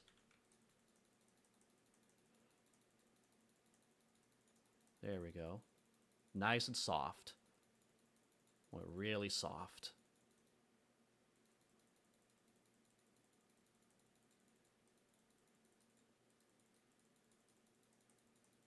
Just kind of get that all mixed in together. Also, Sharky's here. Yay! Hi, Sharky. I'm fixing the lantern. Sort of. Well, we'll fix the places where we're overpainting, but for now, yeah, we're just kind of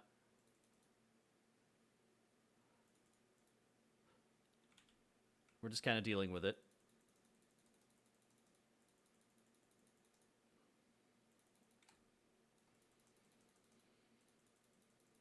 Slowly but surely. And then we'll just kind of keep on, just kind of roll that along the bottoms, along the bottom and the top.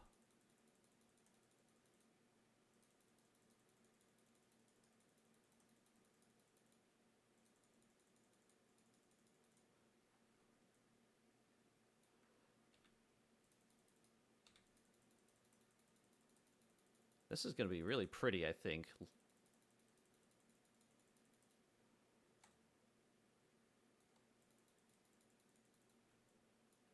Okay.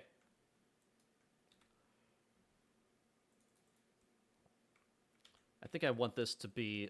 I want that area to be a little bit darker.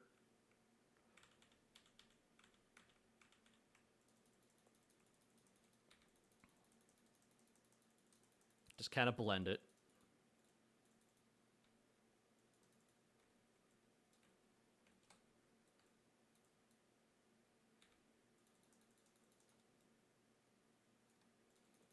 This will give it a... Eventually, this will give it a much more richer and more depthful kind of glow, because it looks...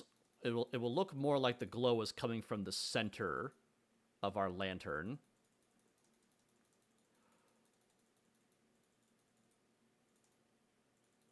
And hey, the more we kind of click away at this, eventually it will start to look more like it's hand-painted, because it kind of is.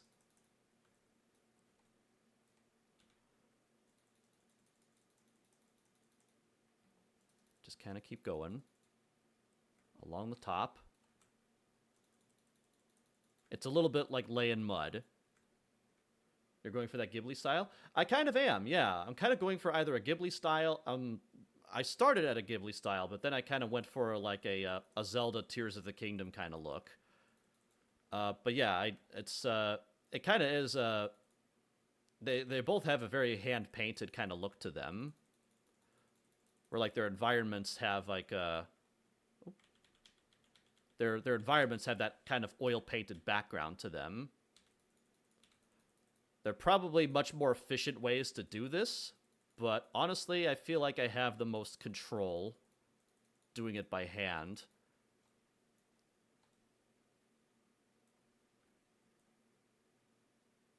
Okay, so the glass is looking better. I want to get rid of that little spot there.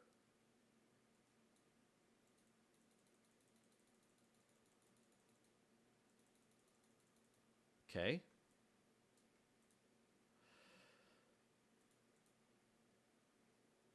But yeah. At the same time, I'm also kind of learning, so it's been kind of a learning experience on my end as well, because I'm more used to doing at least semi photorealistic stuff on yeah. You could put this in the guild hall? I could, actually, yeah. This could work.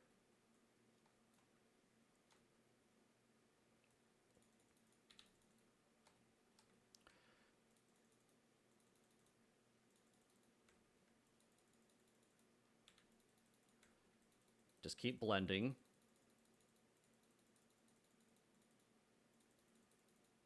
A little more.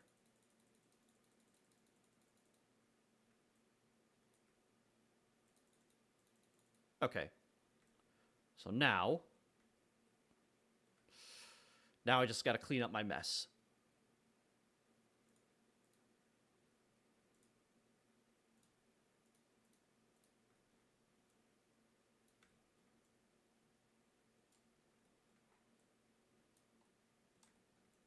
There we go.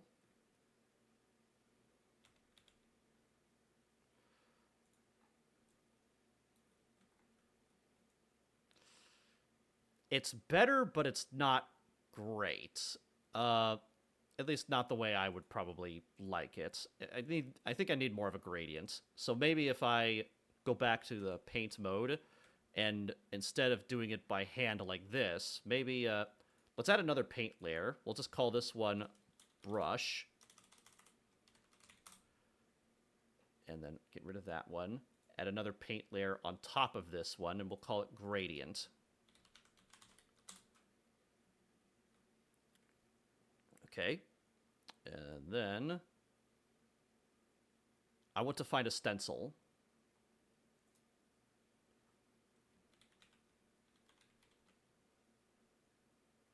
Like this. I don't want to. I don't want a gradient dot though. That's not what I want.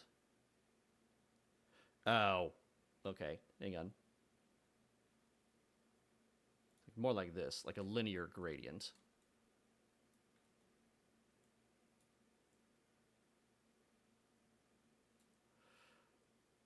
Let's see here. Attributes.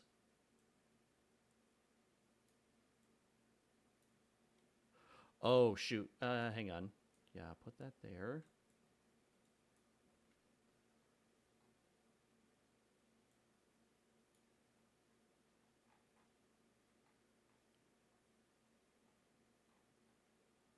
Oh, I see the problem.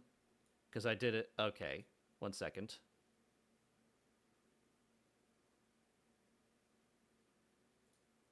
Yeah, let's use the projection brush for this bit.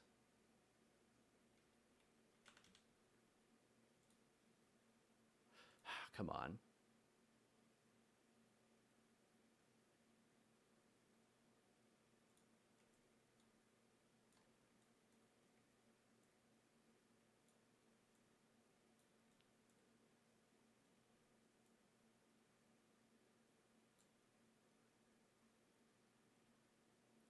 Parameters, balance, contrast.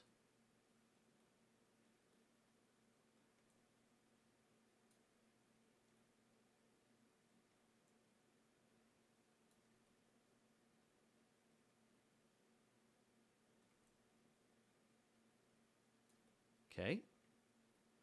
Is Jade gonna light the guild hall? No, that's gonna be on me because it's that's a project I took up on my own volition.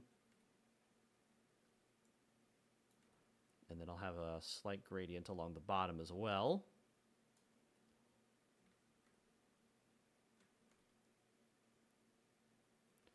I probably could have also done this with a standard brush as well, like a standard circular brush, but this works too, I think. This works too, I guess. But, you know. Yeah.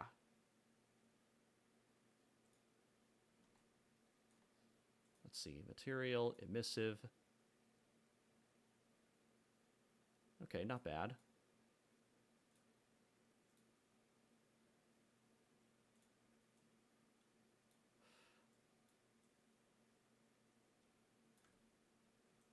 Make sure that gets filled in.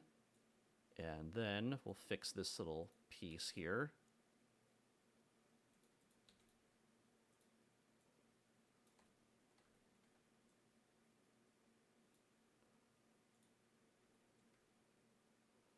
And then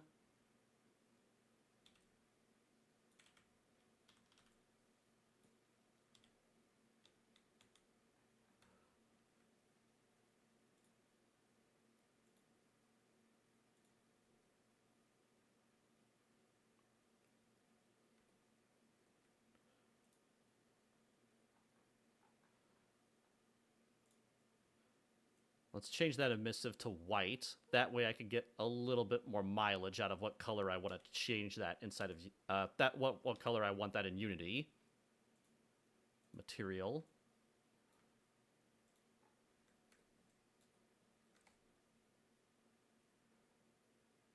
Do you have a watercolor brush? Actually, let's use that term.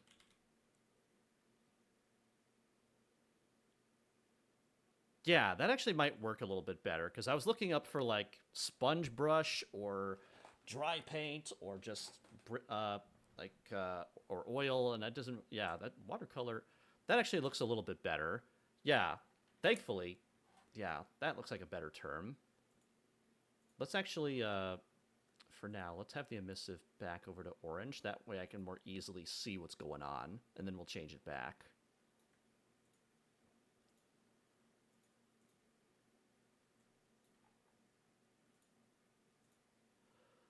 Also, I'll temporarily turn off the... I'll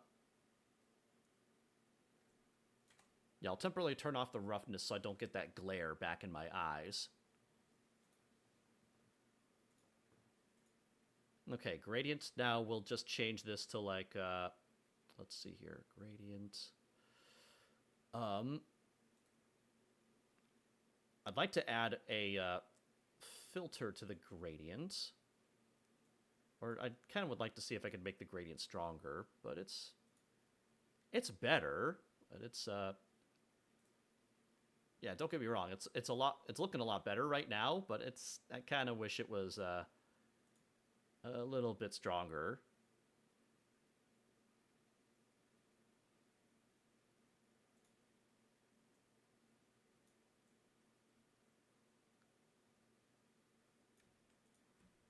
Let's leave that back where it was.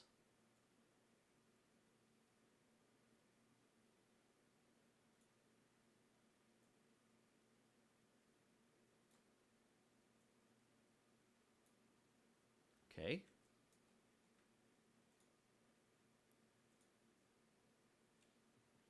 And then underneath of the gradient, I want to change the blend mode.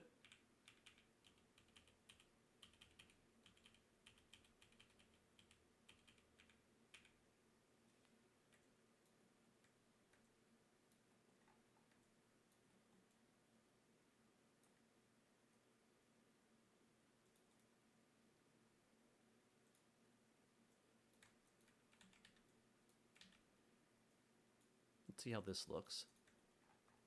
Actually, yeah, that's looking a little bit better. Yeah, that watercolor brush is quite nice. I need to, like, yeah, I kind of want to save this to, like, favorites, if I can. Thanks for the suggestion, Mom.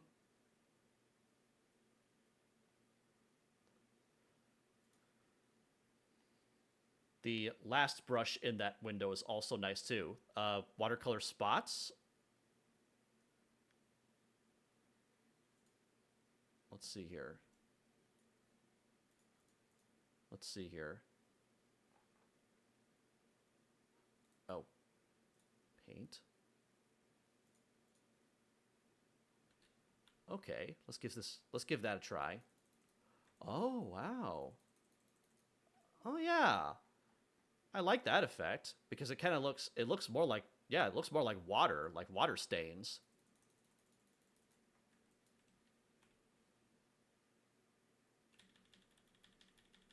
Let's dial that back. Opacity.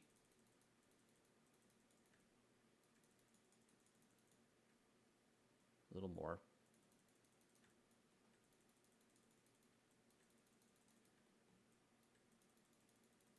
Okay.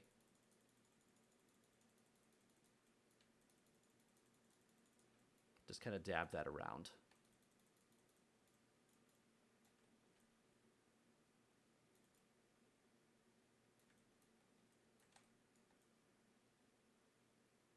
And then I'll fix the other faces later.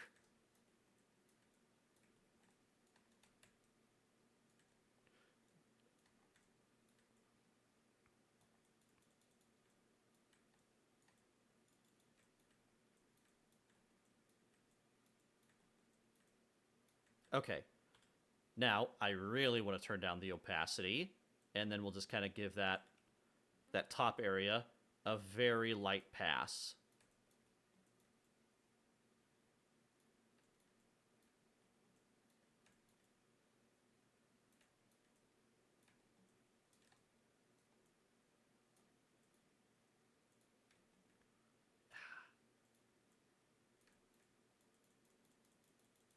I don't like that dark area down there, so we're gonna... Let's see here. Let's turn that up a little bit. Yeah, because that looked very chunky and artificial, so I'm just... Yeah.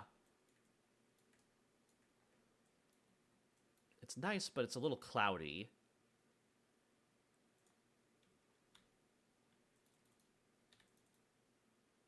Yeah.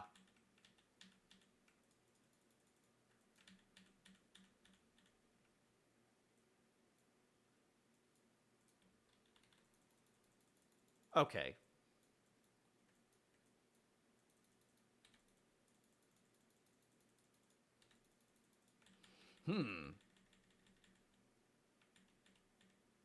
Overdid it.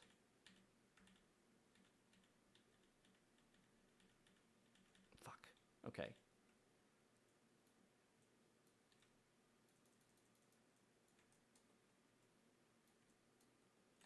This is the really frustrating part about painting. At least... Okay. Hold on. Are you using Studio Tomoko Environment Skybox for Substance? Actually, I don't remember. I probably not. Let's see. I have not actually not changed the I have not changed the skybox settings. I probably could change it to something a little bit more friendly on the eyes, which might make it easier to paint. I think that would be under display settings, I think.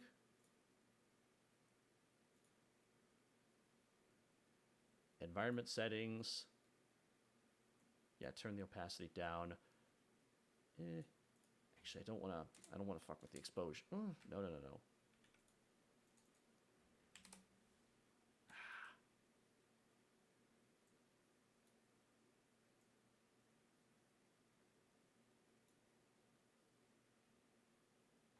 Uh-oh, connecting to chat. I kind of temporarily lost connection to chat for a little while. I'm gonna hydrate. 1 second.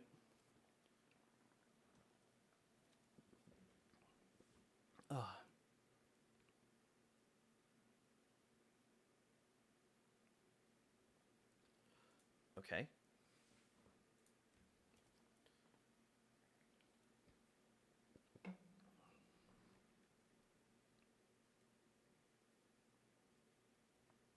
View mode, material, panorama. Okay. Studio Tomoko. Let's try that.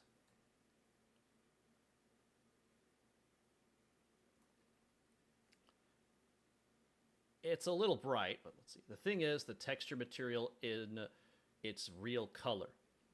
The thing is, to see the texture material in its real color, use Studio Tomoko, as it won't affect texture due to HDR. Oh! Okay. That's actually really good to know.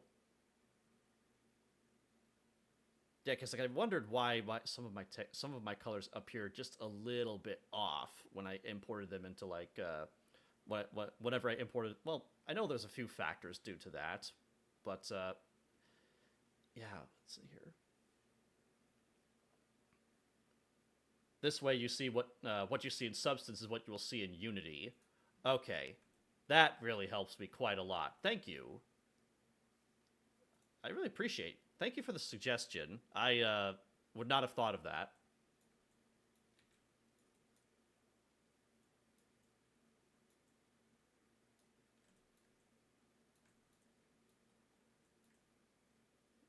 I love the assistance. Thank you. Okay. I'm just not very happy with that. Hang on.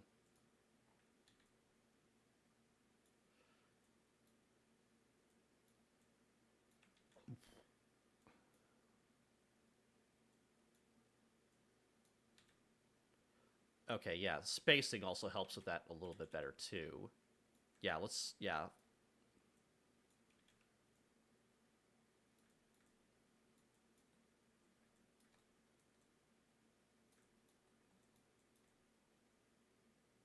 There we go. That way I don't have to freaking dab the... That way I don't have to click away like it's Call of Duty. I can just kind of... There we go.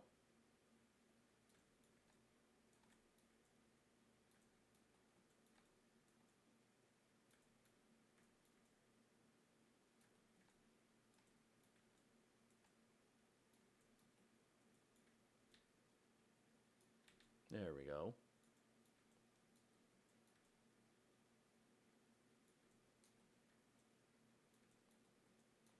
Yeah, because that'll make a bit of difference.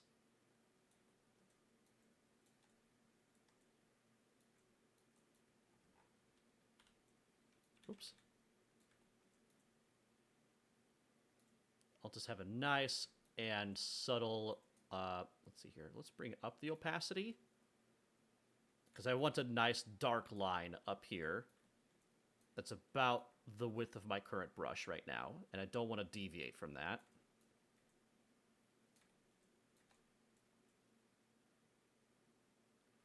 Nice and round. Trying to be deliberate.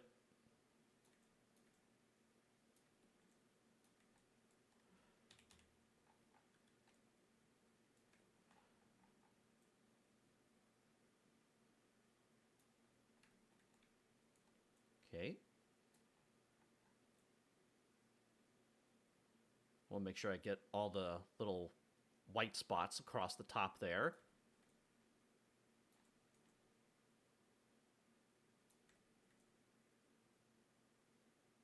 Okay. Better. And now we have the bottom. And the interesting thing about the bottom side is... Ooh. Let's, I probably should have, like, rotation enabled for this thing. For the, yeah, like, let's see here. Spacing. Yeah, let's have, like, angle jitter on this so that we can have, There we go. That's better.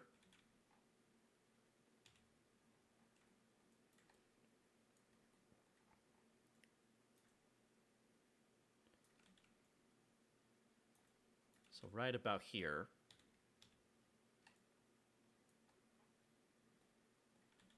That's it.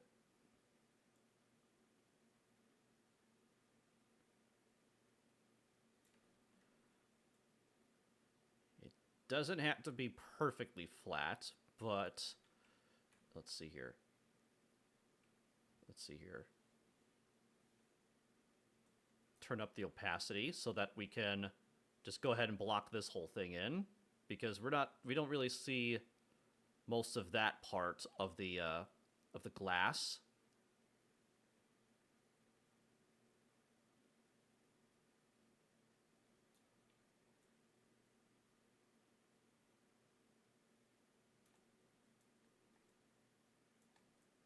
Right over here.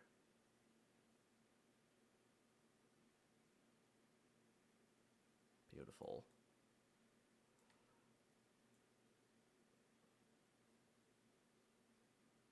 Yeah, I'll just kind of block that in, and then we can subtract that.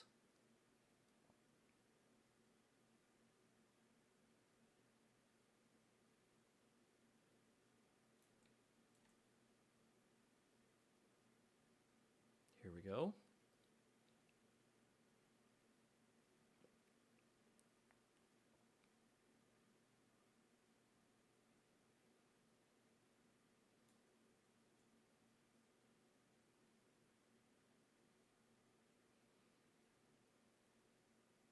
Okay.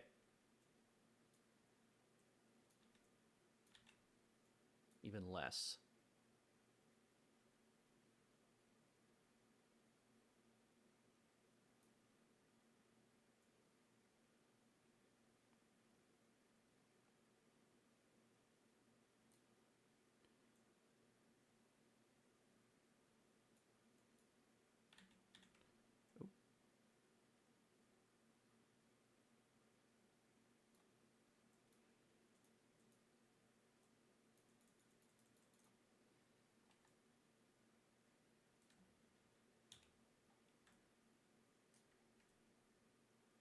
Actually, should it come up higher?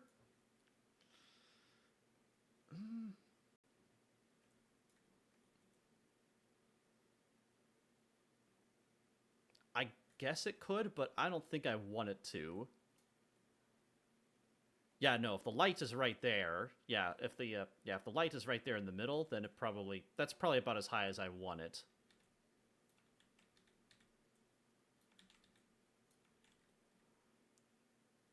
I feel like you know what? It's still a little.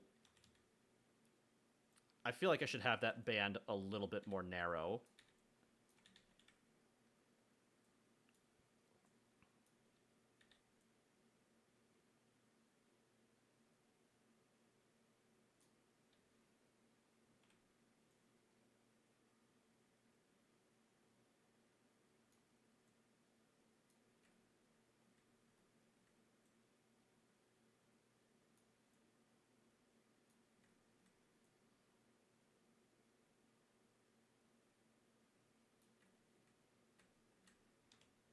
Yeah.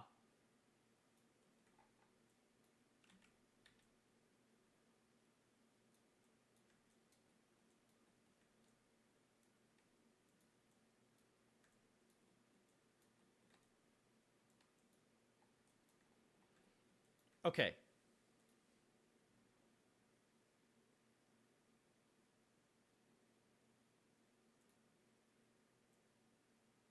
I'll turn that down just a wee bit.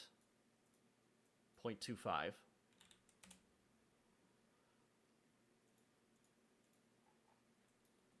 To contrast luminosity. That does bring out a little bit more of the it does bring out a little bit more of the contrast that I was kind of looking for initially.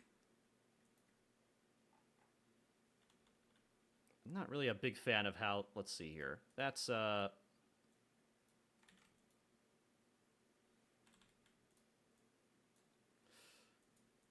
careful. Okay. Yeah, I just didn't really like how that was riding my UV seam there.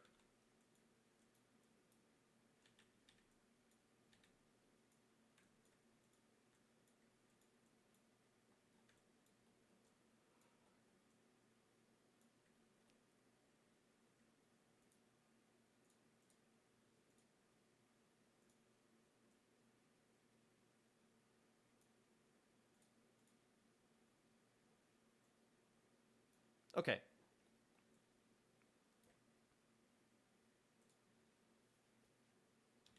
Now let's just clean this. Let's just clean up our mess.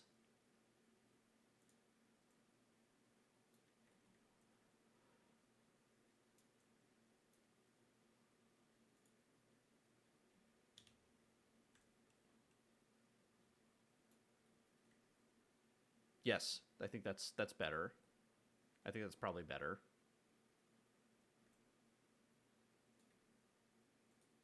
Let's remember to turn our our missive back on. We'll turn that to white so that we can adjust the color to whatever we want inside of Unity, because that's being driven by a separate. Let's see here. Well, let's see here. Lantern.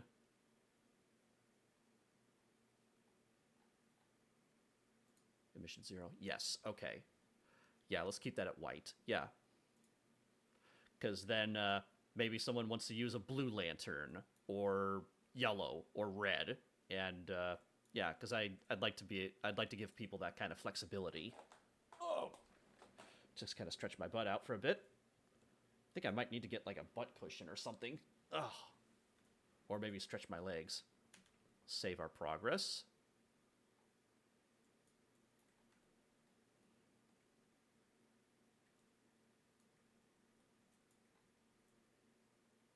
Yeah, that just looks better.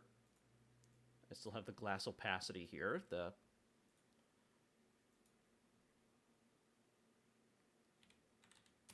0.85.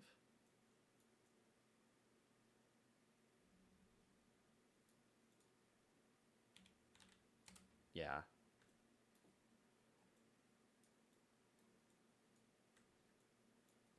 Go steal cushion from my studio. I should, I should probably do that. let's see here. I'll save this, and then let's go ahead and export the lantern and the new... Well, there was one...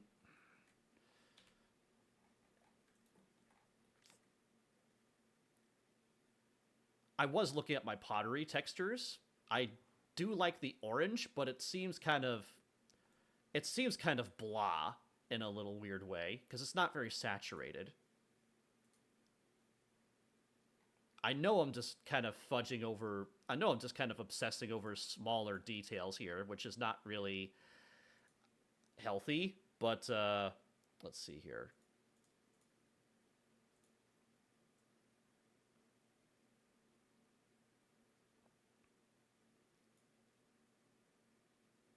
I was some umber, or let's see here. You're not very saturated. Go to hell.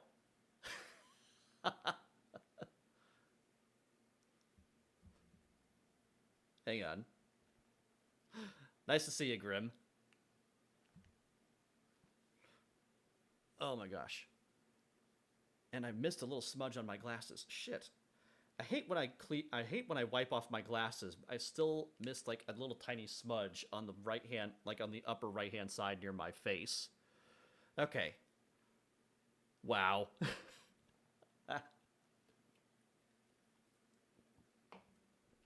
Okay. How's your day been, Grim?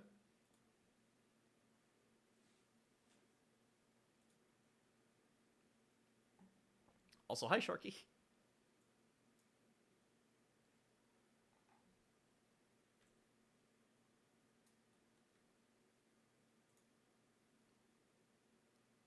Yeah, maybe that reddish color works a little bit better. I think that kind of gives it a little bit more pop. Nice, it gives it a much more nicer differentiation from the rest of the clay. There's also a part of me that really wants it to make it look drippy. What's a good drippy brush that I could use? Actually, I'm gonna snooze this ad really quick because I really wanna focus on this before taking my break.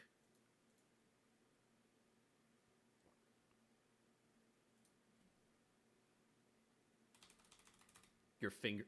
Oh. Do they have a finger brush?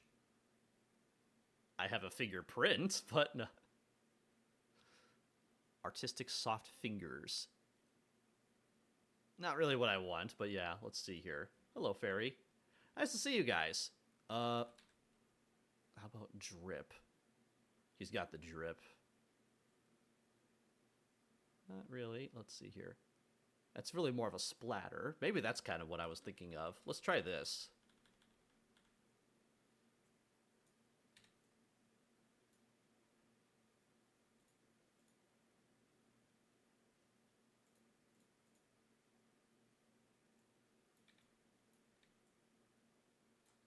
Oh yeah, stroke opacity, flow, and there we go.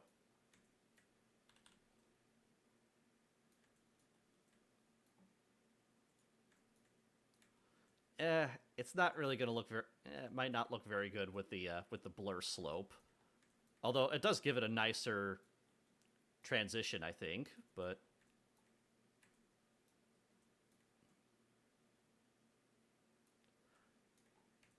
How you guys did? How have you guys been? How's your day, Fairy?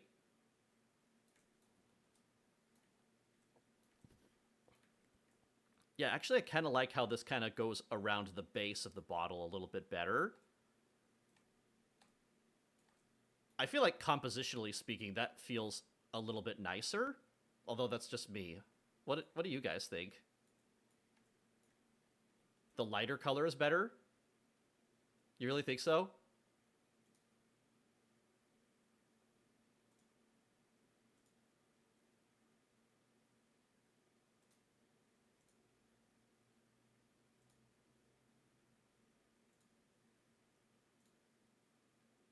Maybe if it just had a little bit of...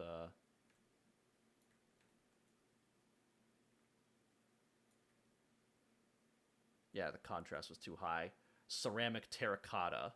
Darker. Yeah, maybe darker is the choice. That yeah, maybe darker does look better instead of more saturated. Yeah, terracotta.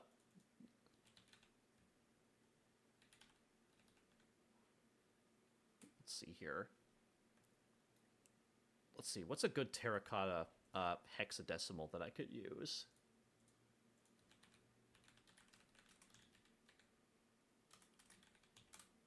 Terracotta hex code. Yeah. That's actually a good recommendation. Yeah, damn, you really know your colors, don't you?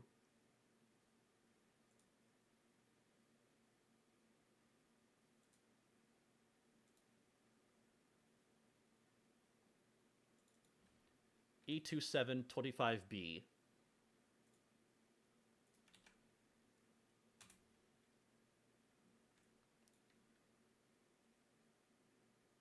If it's a blackberry mead, try something darker, maybe. Yeah, you know what? Yeah, if it's a blackberry, maybe it should be like a dark purple or something. Yeah, maybe it should be like a violet, honestly.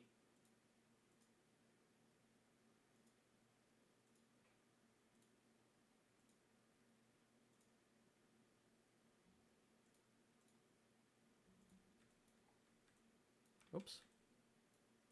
And just kind of fill in the bottom there, too.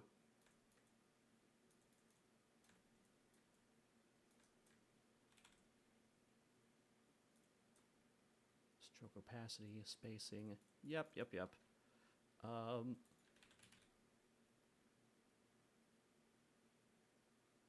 let's use this one.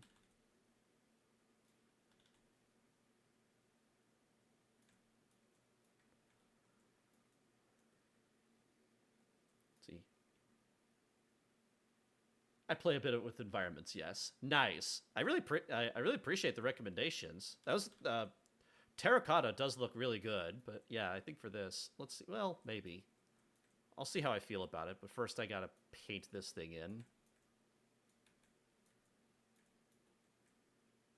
I think I'll reduce the intensity of the blur slope. Or maybe even, yeah.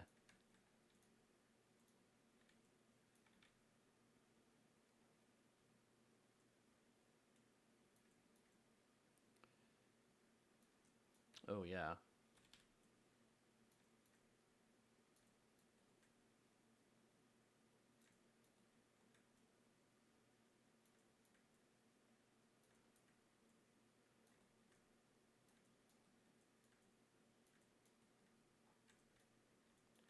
I see.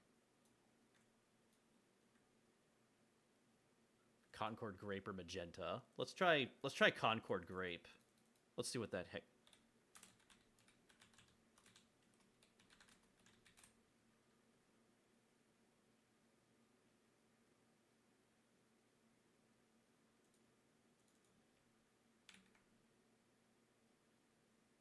How about where are you? There you are. It's a little pastel, but yeah. There we go.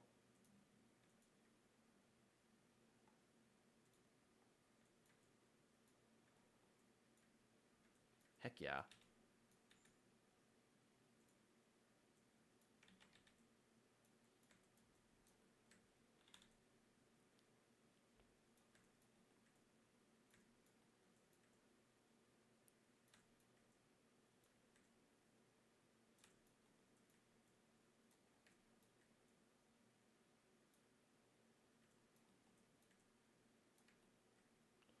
Let's see here. Looks good. Yeah. Now I just kind of need to fade it back a little bit.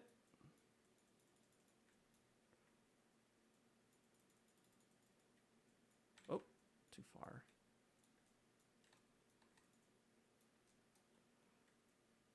Give it a little bit of layering.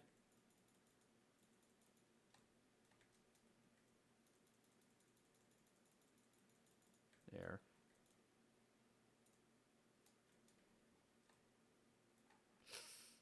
Okay. Yeah.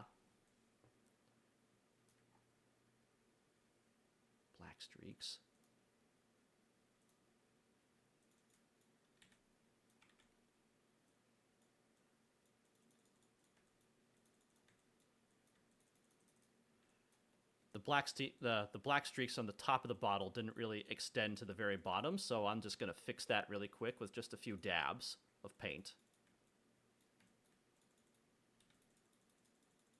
There we go. Something like this. Okay. That's fun.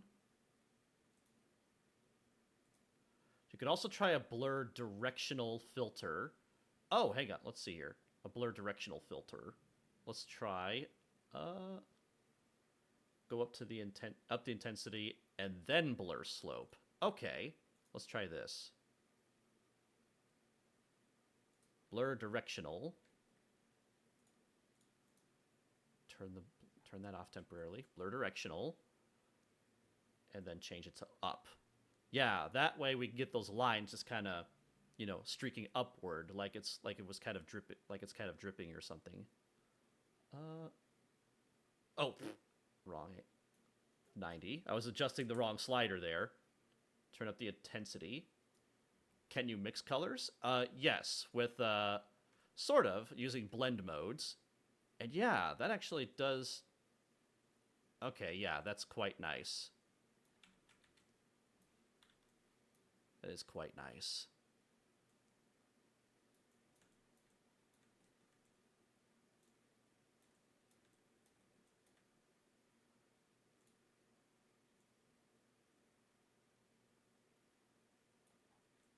Okay.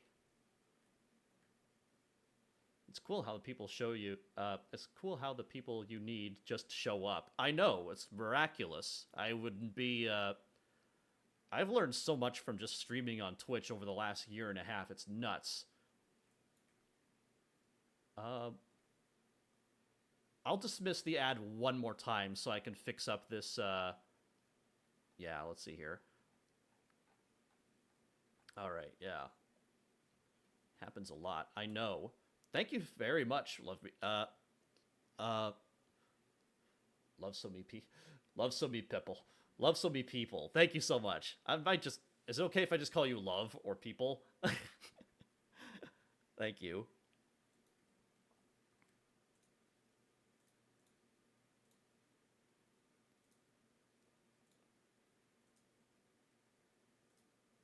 Actually.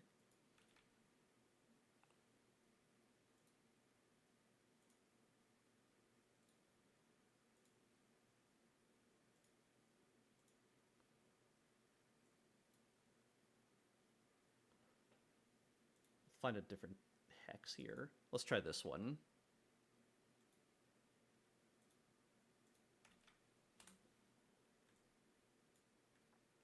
It's kind of a lavendery purple, but it's to me it looks more like a lavender purple than a Concord grape, but that's just my opinion, I guess.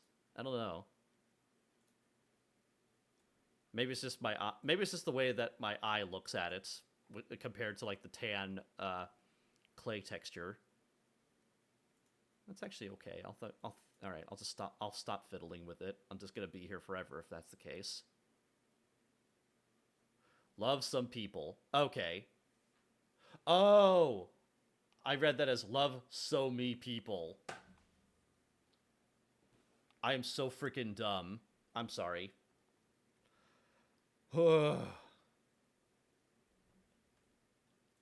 Thank you.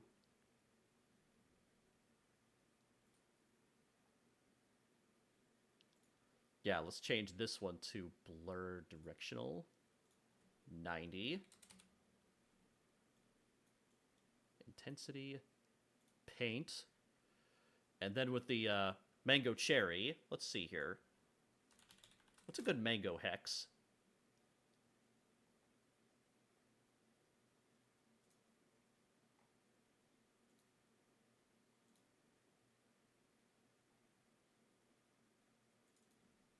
F0B669.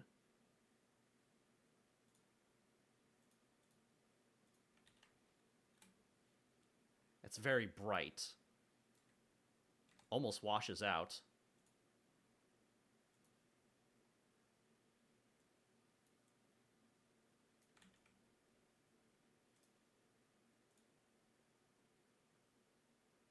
Honestly, that's not too far off from where I started, so I'll go ahead and just kind of...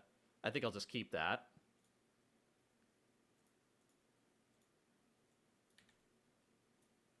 There.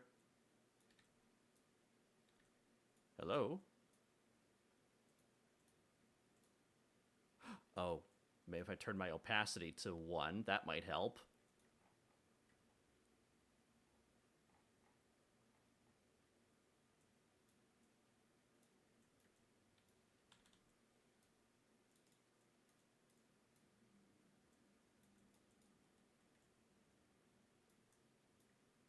Spacing. Oops. Too high.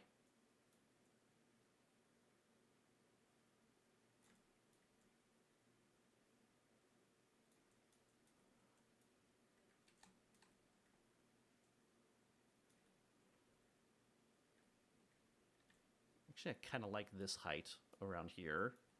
Yeah, let's keep that up there, then we'll start subtracting.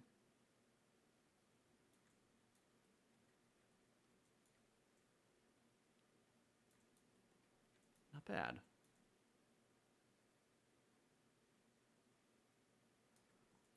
I like your new labels. Thank you. Yeah, they turned out quite nice. I was able to do... Thankfully, they came out pretty fast.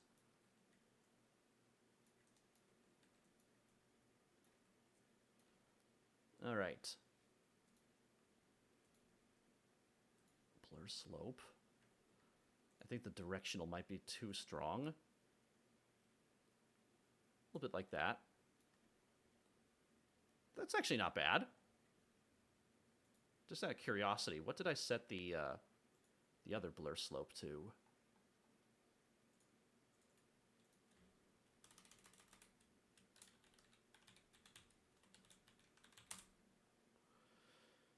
Okay. Let's do 2.5. So I can remember that. Okay.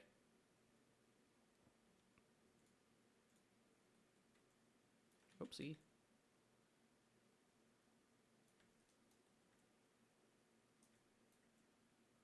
Give it a little bit more presence along the bottom.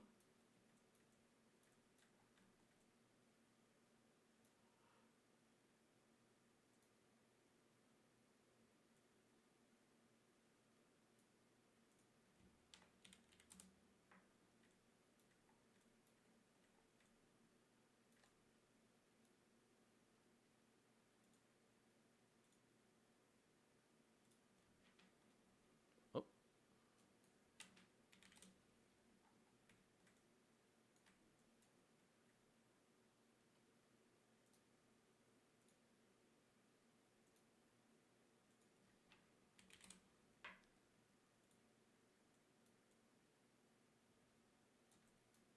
Okay.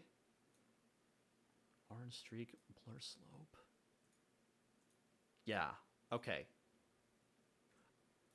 Very street art. It kind of is. Yeah, I wanted to give it kind of a look. I kind of wanted to give it like a very rough kind of look. Like somebody, like, you know, somebody made this by hand, gave it a little bit of decoration, and then just kind of sent it off so they could sell it.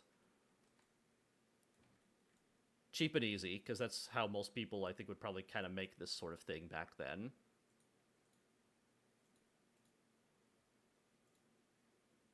Oh, here we go. 1 second.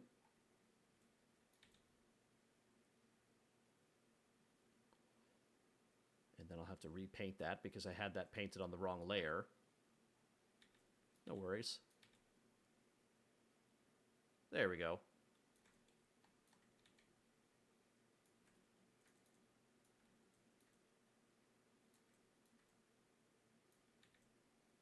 Fun. Yeah, I'm a little bit happy. I want to see something. Just entertain me for a second.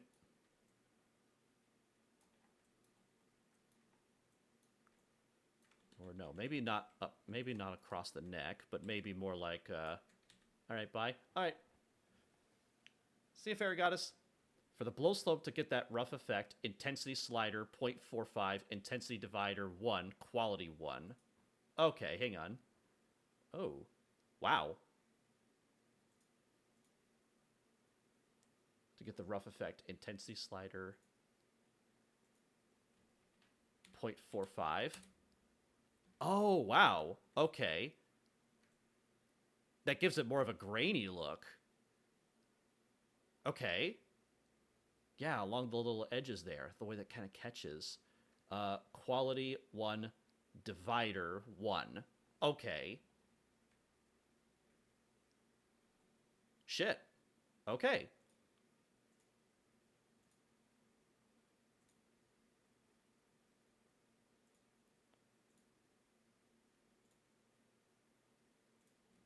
.45. There it is. Damn. Thank you. That's a... Okay. That's a much nicer effect. Now it actually kind of looks like it's actually like somebody dipped it in some kind of glaze or something. So now you have that chipped look. That's exactly what I wanted. Thank you. Oh my god. You're a freaking lifesaver, dude.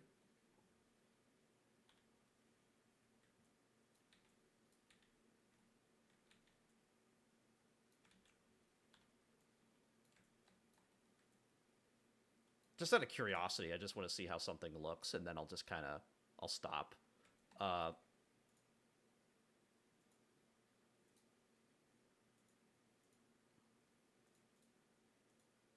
unfortunately, it doesn't really... That's not going to work.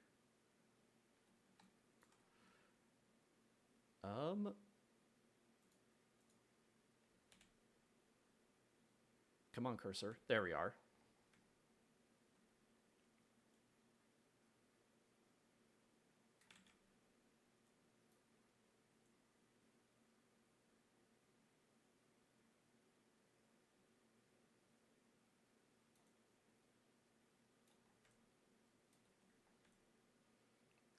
Yeah, I don't like that. I just thought I'd give it like... I thought I'd see what it would look like with like an additional stripe or something, but I think that's adequate.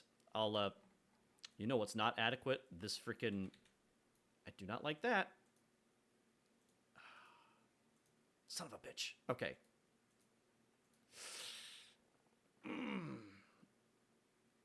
Freaking blur slope. Ugh. Okay.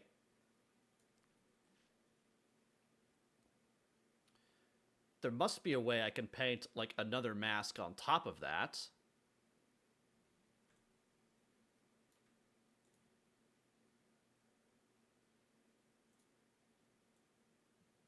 Oh.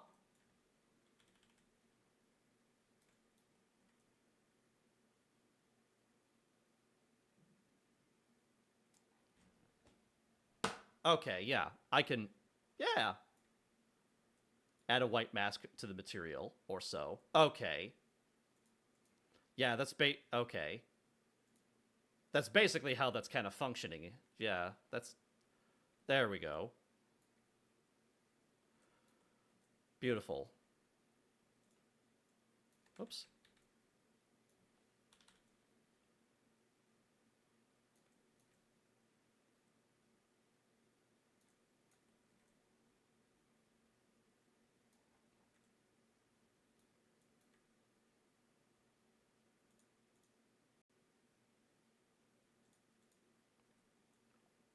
Okay. Now let's fix that one.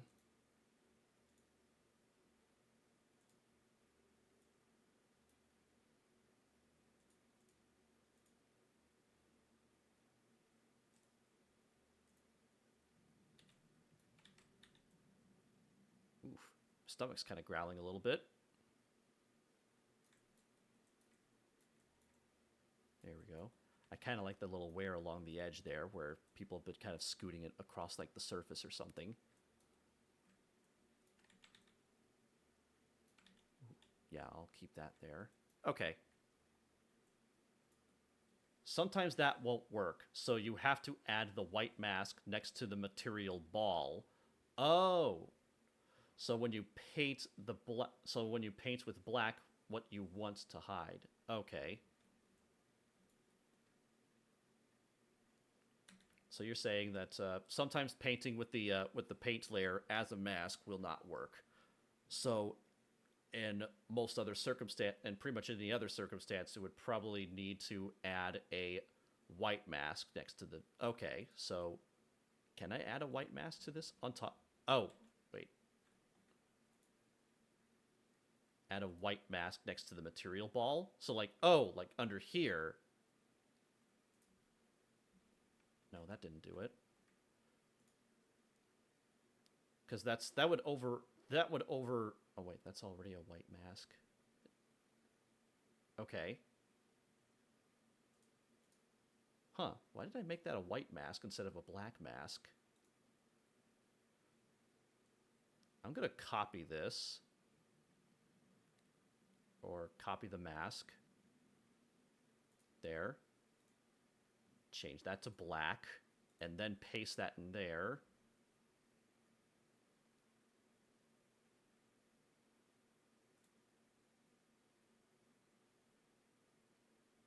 And then added a white mask. Okay, no, that just overrides it. Okay. Unless I'm doing it wrong. You already have one, so you can paint on it. I mean, I meant for the blackberry mead material. Oh, okay.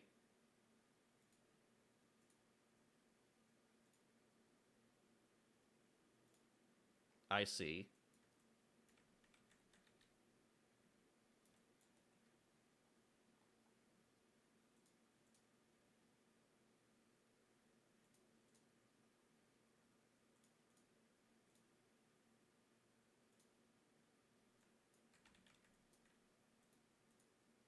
Which one was that?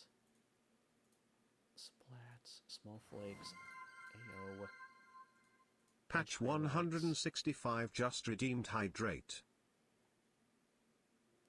And hydrate? Yeah, good idea. Let's see here.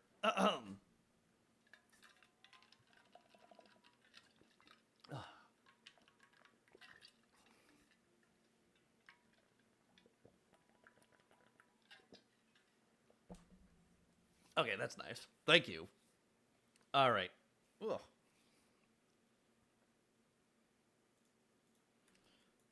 What the hell is that?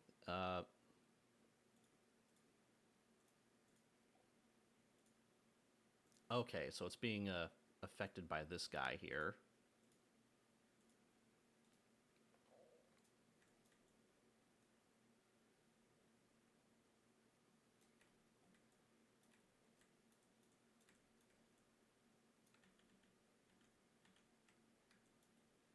All right, good enough, I think. All right. Perspective view. Whoop. All right. Yeah, the labels are looking better. The clay is looking better. I need like a... One thing I do need to figure out really quick is... this is really more of like a bonus. I really would like to figure out how to make like a tea texture, like tea leaves, for my chamomile jar. That's actually something I really would like to do before I call this a wrap. But yeah, that's the only thing I have left to do for this guy, and then I'll pretty much be done, 100%.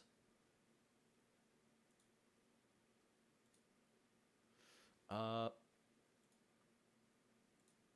reset. Okay.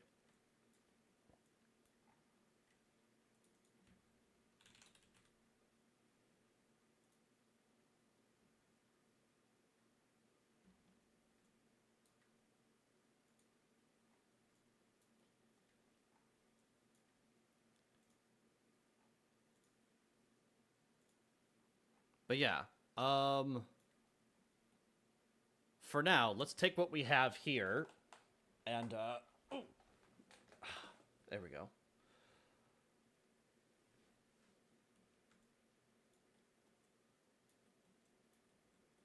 Actually, I'm gonna look through the alphas really quick, or like some textures, to see if there's any way I could have like something that looks kind of like grainy, or something that I could fake looking like tea, like crushed up tea, to put in that jar.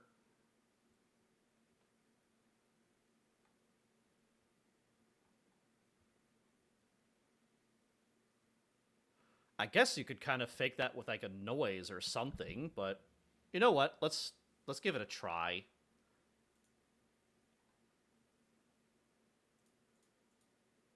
Yeah, I have a liquid texture here. Liquid color. Let's just add a fill layer to this one and a black mask. And we'll only apply it to this particular one here.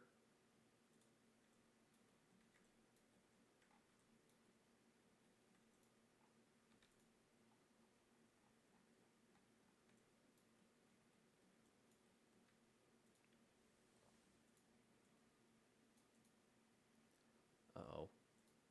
Um, Careful. I don't want to ruin the stream just because Substance Painter decided to act up while I was yeah, here we go. Okay, yeah, so that's functioning. Cool.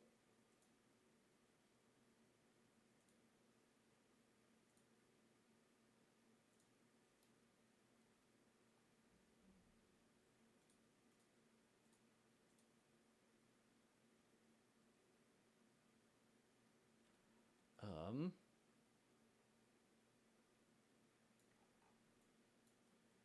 Although I think the UVs for this thing is being kind of odd, so I might have to...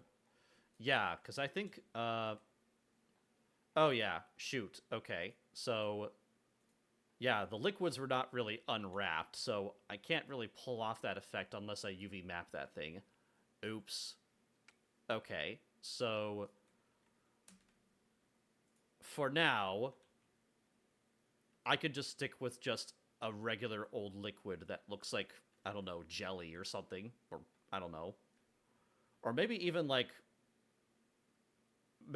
something that looks matte, like a peanut butter kind of thing. I don't know. How about yeah, let's do that. Because normally something like this, you probably wouldn't want to have something too viscous inside of there in order to preserve it. So you'd want something that has a little bit that's... I'm not sure if I use the correct term, but let's... I don't know. Let's bullshit it for now, just for the time being, just so I could send it out the door, because that's gonna take a little bit more time than would than I'd like for this stream for now. But let's see here, orange. Let's call this one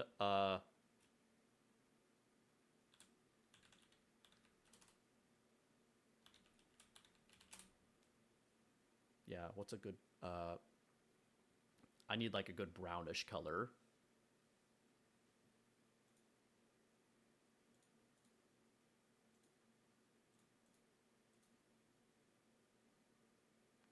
Hold on.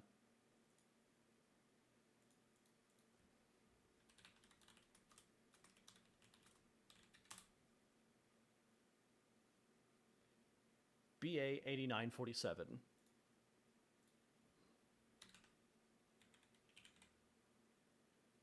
Okay. And for the shading,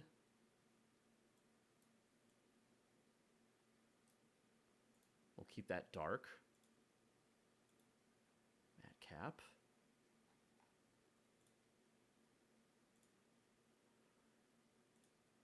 We'll keep the matte cap on, but I need to turn down the specular and reflections.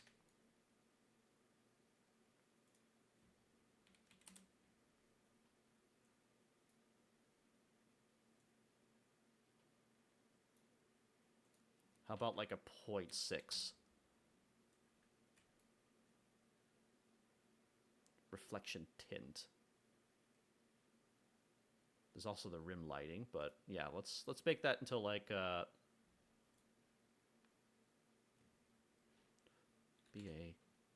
8947, and then we'll take that and then we'll turn that slightly let's see, reflection tint. Make that slightly white.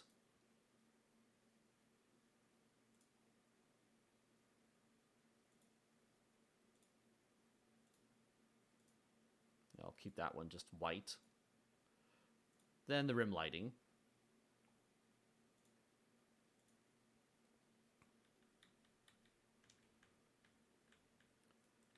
I know it's going to be really hard to see through the glass, but for now, I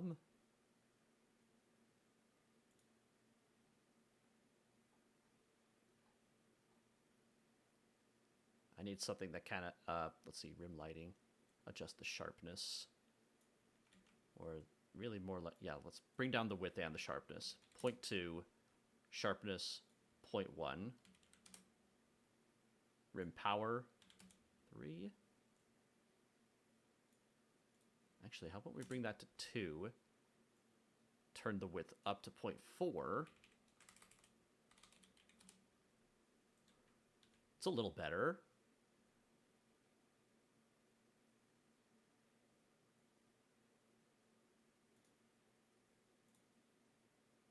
Yeah, I think this the dark. Yeah, the dark looks a little bit better for this case.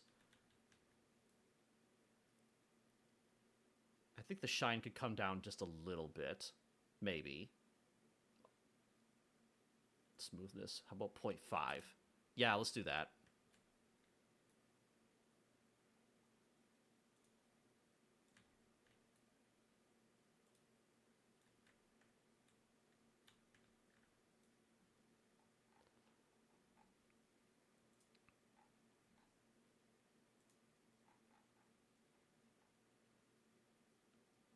So let's bring that, let's unhide that jar.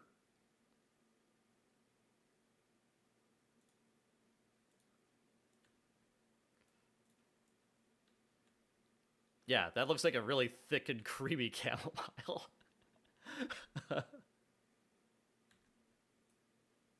That's a complex shader. The, yeah, for rim lighting, mostly I just want to nail down the rim lighting for like liquids and glasses and stuff. There probably might be a simpler way to make it. There probably might be a simpler way, but I was kind of,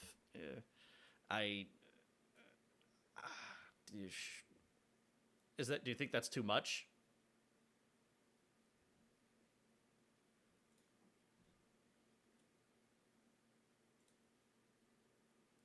Is that what VR chat is using? Yeah. Poyomi shader.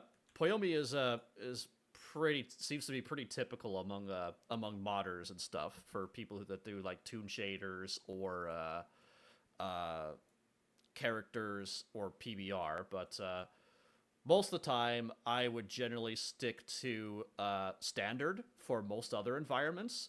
But for the case of glass and liquids, yeah, I've kind of stuck to using Poyomi. But yeah. Oh yeah, I also need to export my textures. Shoot. Okay. Yeah, let's see here. Export textures.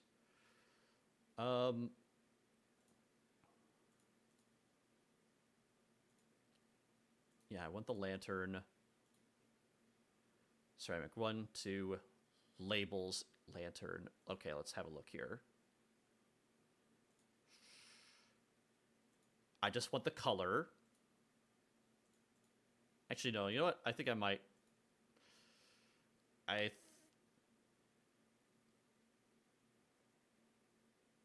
Yeah, let's go ahead and export those all out.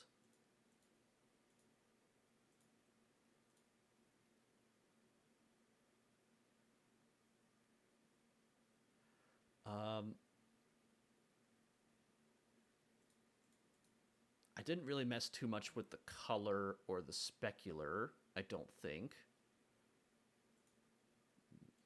Yeah, just the emissive. Let's just stick with that for now.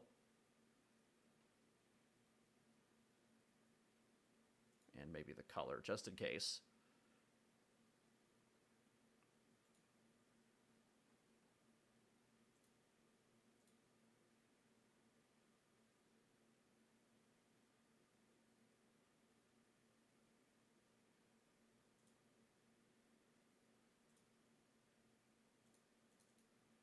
Um,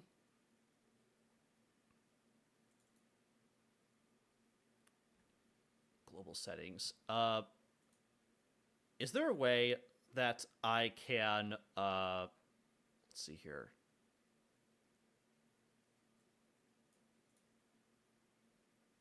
Texture set. Okay, here we go. Let's do this.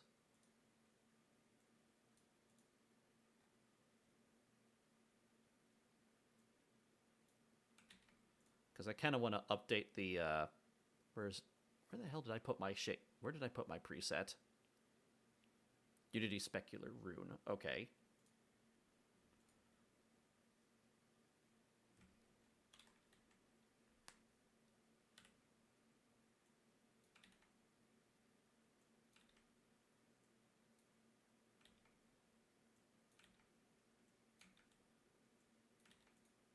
Okay.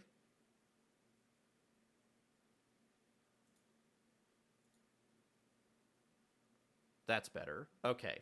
Let's, Arcane. Okay, that's good.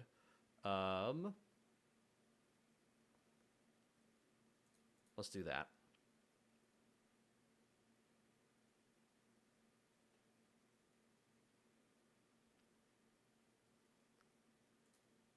Oops.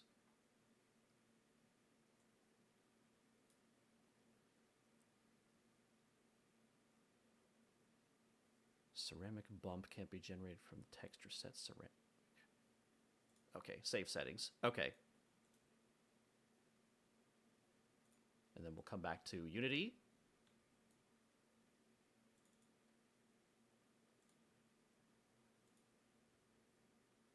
Textures, Potion Pack 1. And we'll come back over here.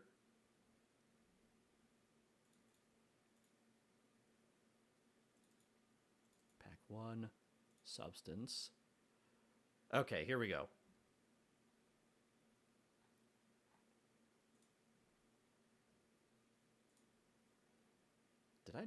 Did I accidentally select emissive on these? Oh my god. Anyway. Ceramic 1, Ceramic 2, Ceramic 2. That's strange. I actually thought I had specular data on the ceramics, but let's see here. I'll come back to that. I don't think I did. Let's see here. Labels specular. Okay, no, yeah, that's correct.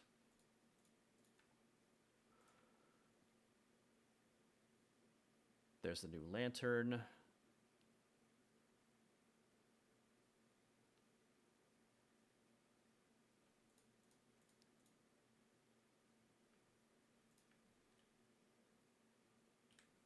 Okay.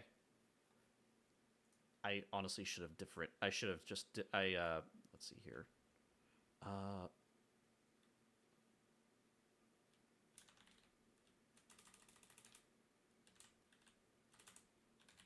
Append. Okay. Oh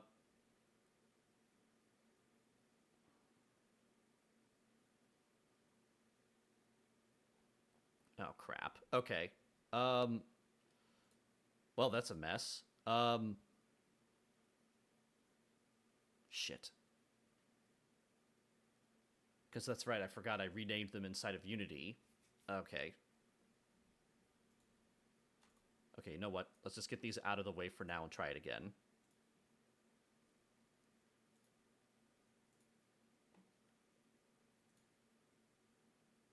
Oh, that's why. Because when I changed the naming convention, it rechecked those things, didn't it? That's what happened.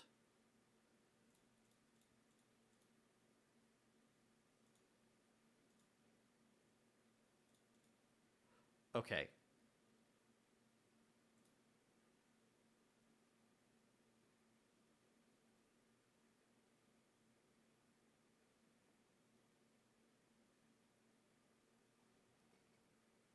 Okay.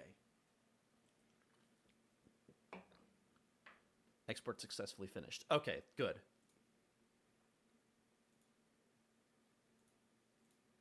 There we are. Okay.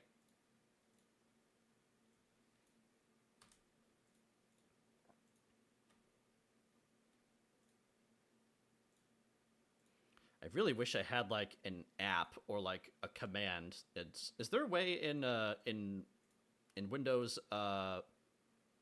Explorer where you could just like select a mass amount of files and then just automatically rename them by subtracting a suffix or prefix?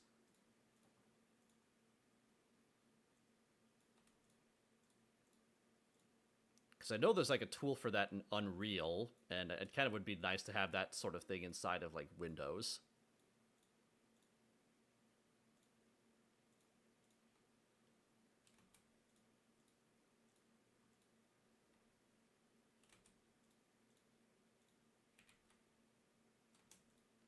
Okay. Ceramic 1 normal. Okay. If I drag these in, is it going to overwrite? I'm hoping it overwrites. It should, but it might not. Okay.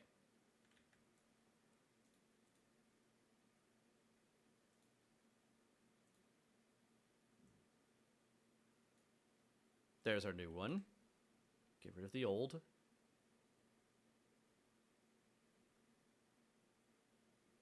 Yep. Number 2.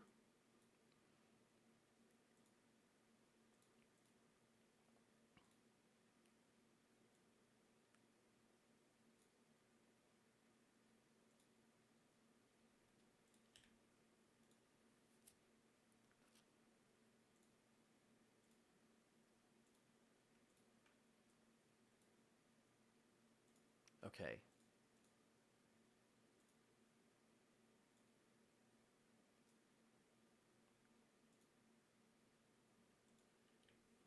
Get rid of that.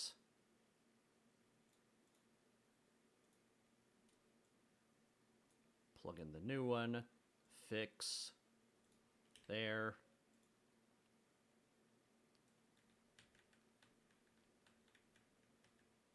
Yeah, that's nice. I still need to compress the texture inside of Unity, but yeah. Oh, yeah, the labels. Don't want to forget those.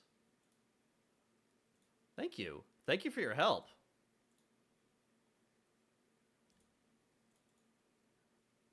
Yeah, that's right. I didn't have any normal information on the labels, so I can bring in this new one.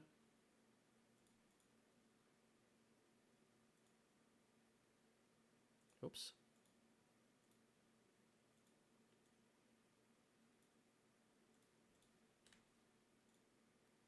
There we go.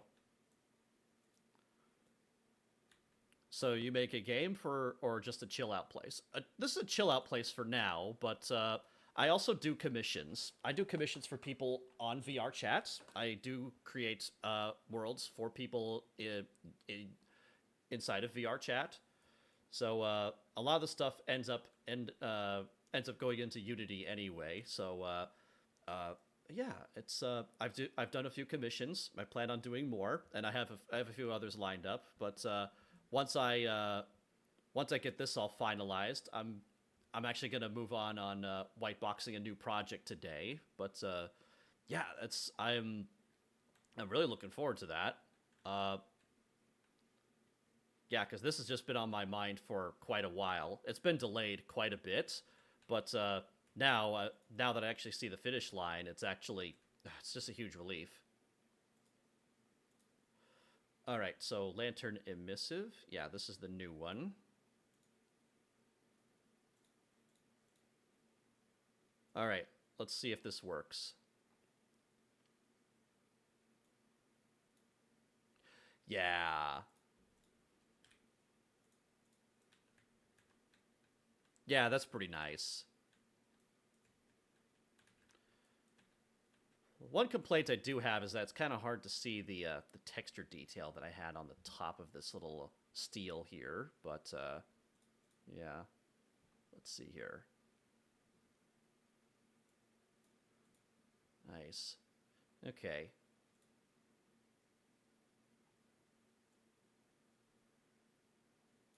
Yeah, maybe turn that down just a bit.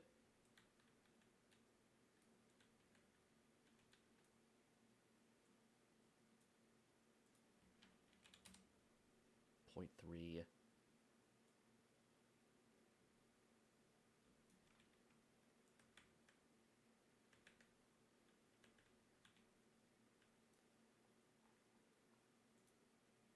Hmm.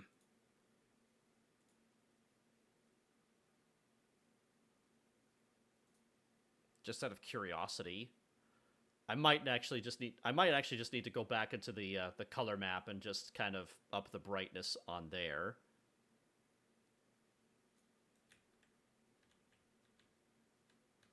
Yeah, that seems to sort of be the problem. Unfortunately, I can't go much higher than that, but well, then there's also gamma, but I don't want to fuck around with that. Yeah, let's just turn that off for now. Yeah, the iron turned out pretty nice. Is your color pure white? Oh, actually, for the lantern, I believe it's actually, where is it? Emissive. Okay, no, this one is I actually did tint that one over to a yellowish color, but I can actually, here we go. There we go.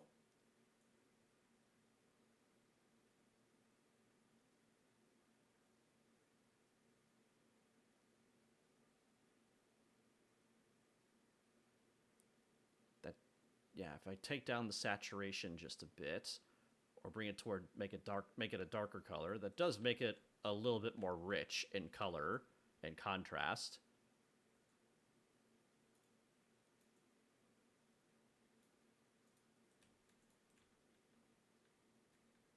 Yeah, that's actually pretty good. I mean, is the color pure white for the metal? It is not. It is actually, let's see here. Where is it? It might be. Well, let's actually, hold on. At least it should be.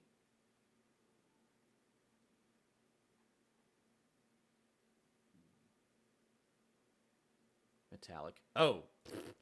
Okay, maybe, alright, maybe that is the problem there, because it's turned all the, okay, yeah, because there's pre-baked maps. There this fucking is. Okay, yeah, I should probably have, yeah. Yeah, I probably should have, yeah, let's bake out a metal map for that, huh? How did I not see that earlier?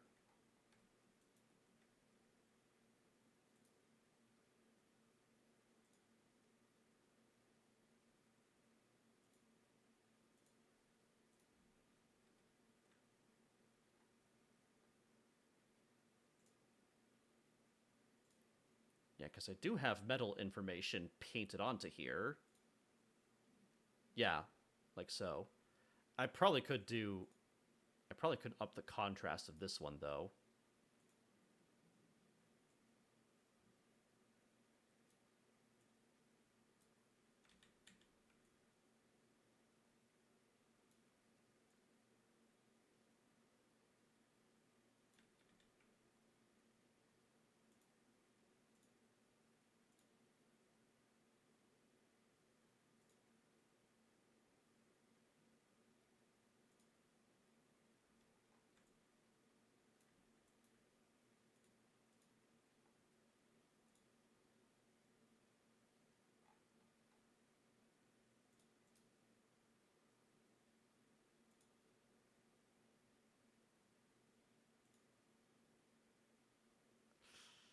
Okay.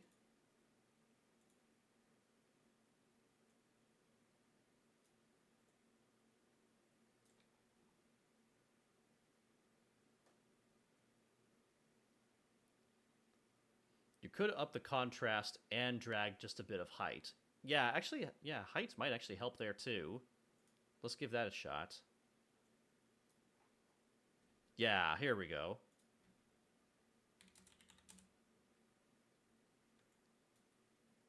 gives it a little bit more depth. Cloud number 2. Ooh. Yeah, let's have that step. Do you want that going up or down?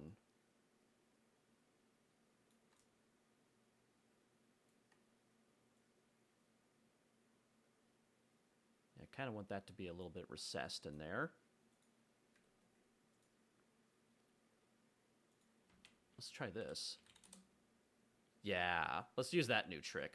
Okay.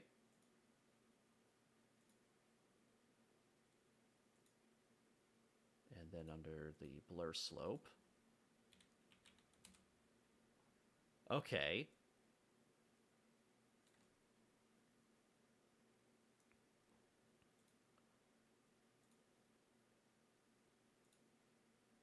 I kind of want to make the... Yeah, I kind of want to bring this up just a little bit. Well, actually, no. Yeah, the base... Yeah, because the base is right underneath the dents, because we want that to be... We want that to be dark. Cloud 2.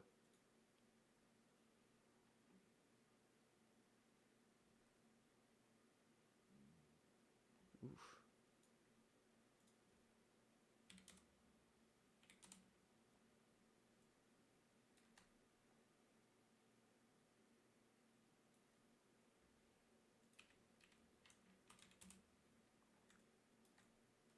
It's actually a little better, yeah.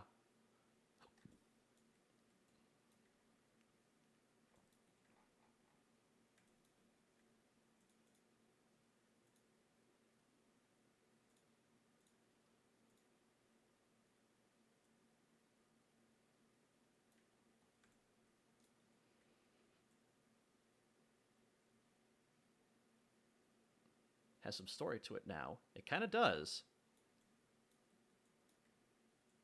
It has, looks like it kind of looks like it's been thrown around and beaten a little bit. It's like it's been around the family for a while. Maybe it's been through a couple of storms.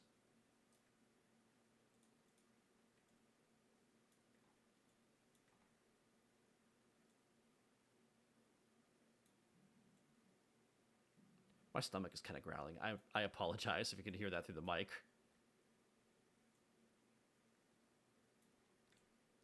I think I like that one a little bit better. Maybe. Yeah, I think I'm feeling that a little bit more.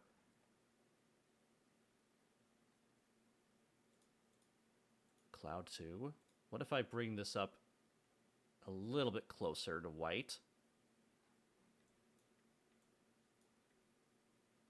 Yeah.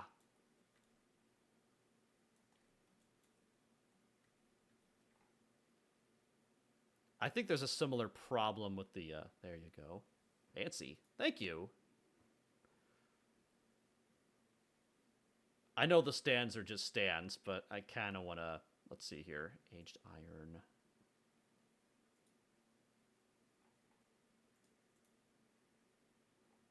Yeah, let's have a look at this one, because it has sort of the same problem.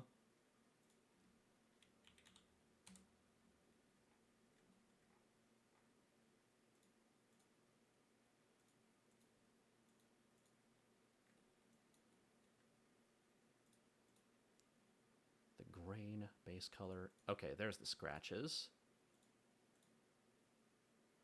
I'm not using that one.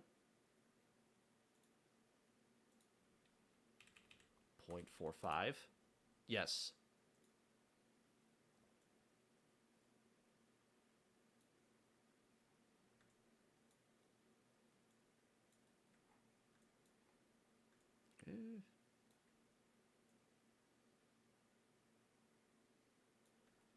I don't want to get too crazy with this one, though. I'm okay with a few dents, but nothing too intense. The grain, yeah, let's... 0.1. Okay, yeah, here we go.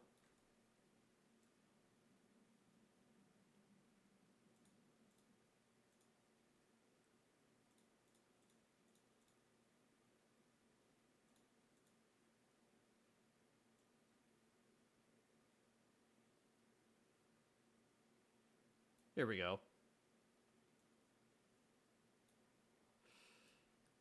That looks a little too stony, so I think I'll drag that back just a wee bit. How about minus 0.01?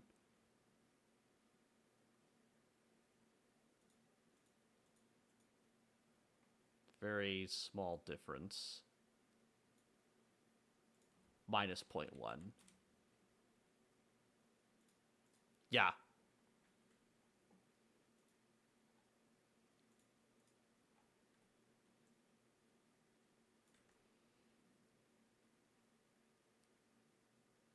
Okay. And that should show up over on this guy too.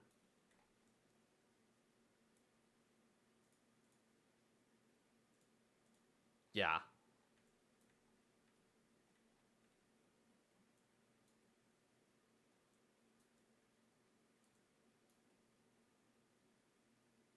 Okay.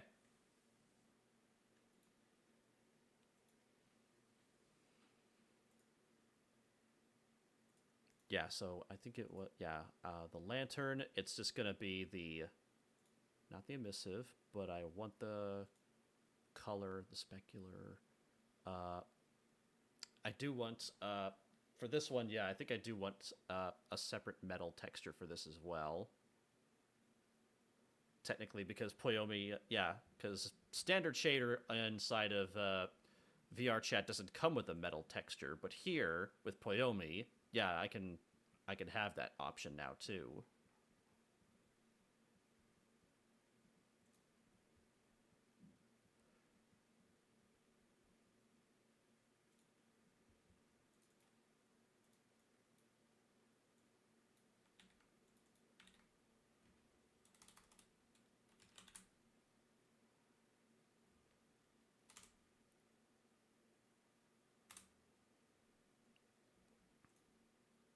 So VR chat client reads this custom shader. Yes. Yeah, that was the kind of look they were. Yeah, that was the kind of the look I was going for.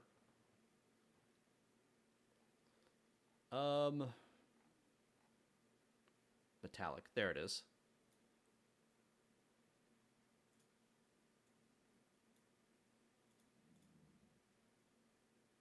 Well,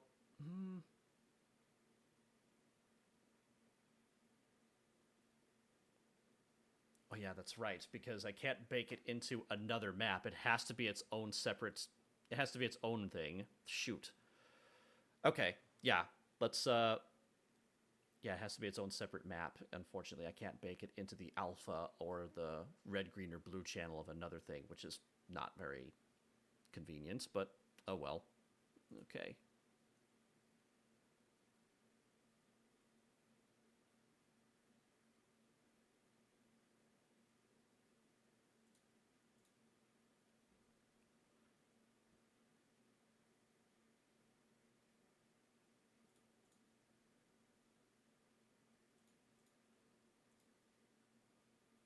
I'm going to save those settings really quick and make sure. Okay, yeah, it's the aged iron channel. Okay.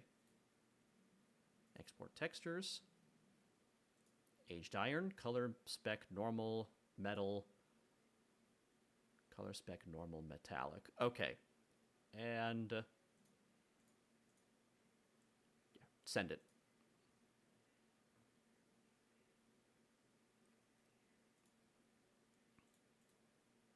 Okay.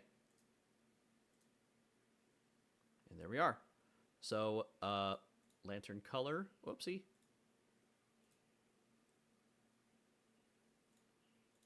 That's the old one.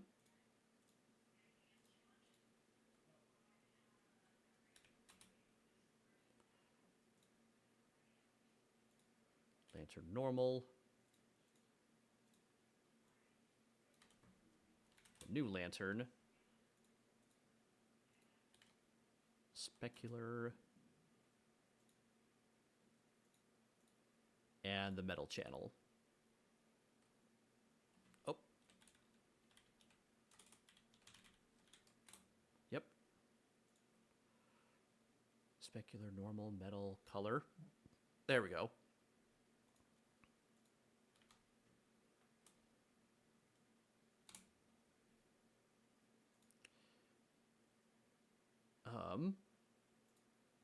The other texture is just white, but hang on. Oh, come on. That's not nice, but okay. Yeah, for the lantern, I think it might need it, but yeah, for the specular, yeah, let's give that. Let's see here.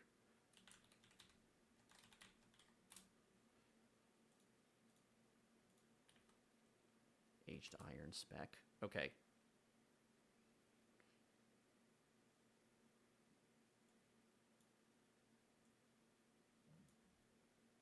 Here we go.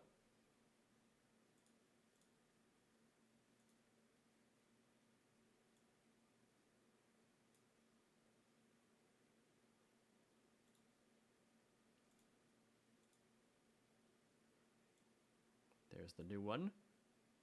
Fix that. There we go. Now that has a bit more depth to it.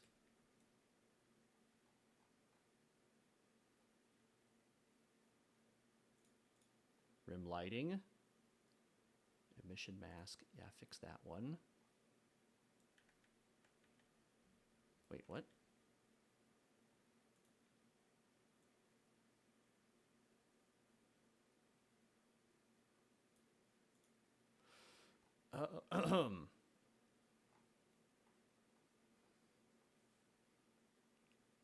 Okay, metallic. There, okay.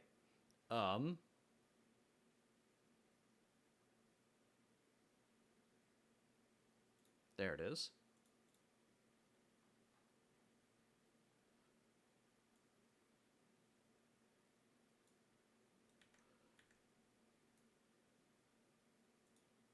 Okay.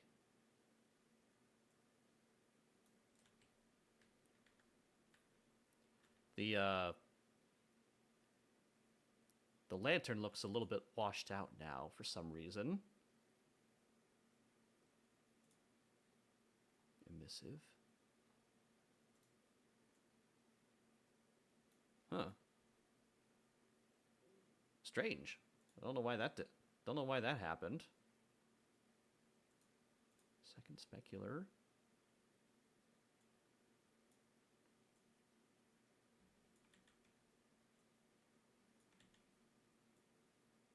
Weird. Ow. Okay.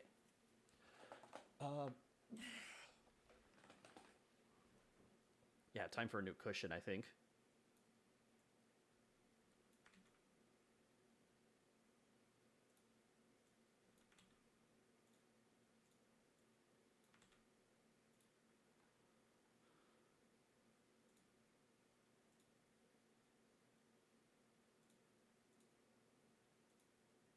Oh, emission mask. That's the emission texture. Maybe I just plugged it into the wrong place. Fix that. Seriously?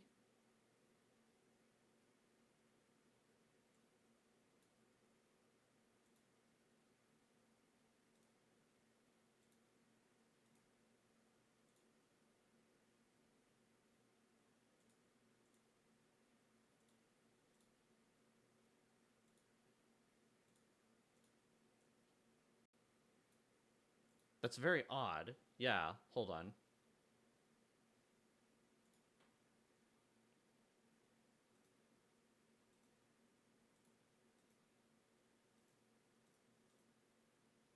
Is it part of the same material? Yes. Yeah. Maybe if, unless he didn't mask it, it should be. Yeah, the,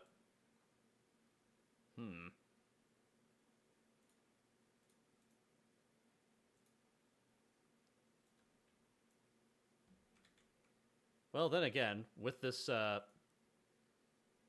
see here. Yeah, if we reset that.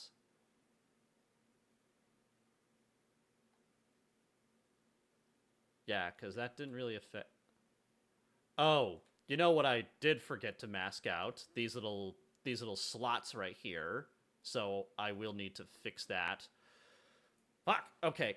Though I do see the black in the bottom left corner. Yeah, like the the little mask on the metal channel. Yeah, this one's the metallic texture and this one's the emissive.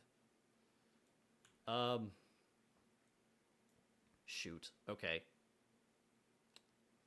That's frustrating. One more time.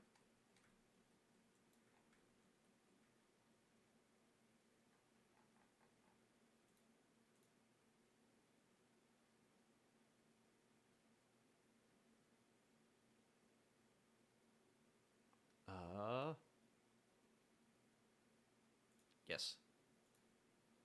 I should probably eat something very soon because I am, it's, let's see here.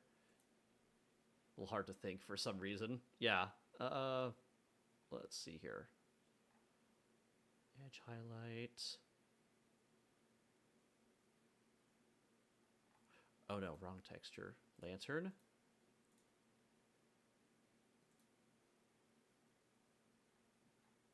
Where is it?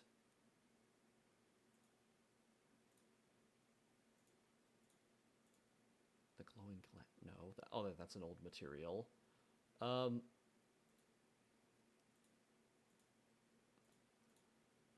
Okay, that's the one. I'm sorry. Okay.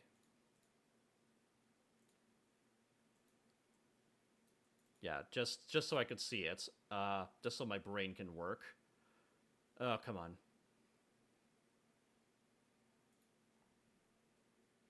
Seriously? Oh. Okay.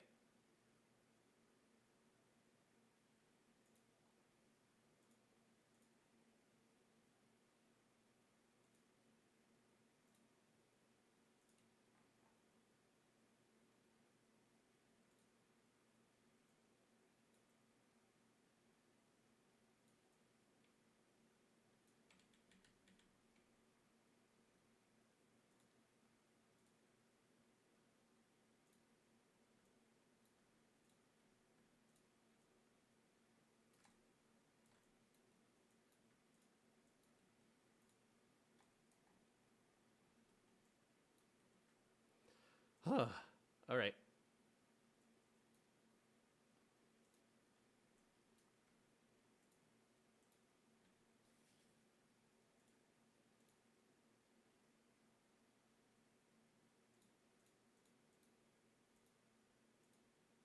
All right.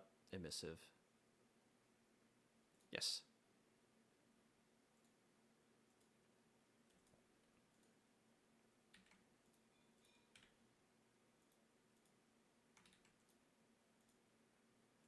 Come on.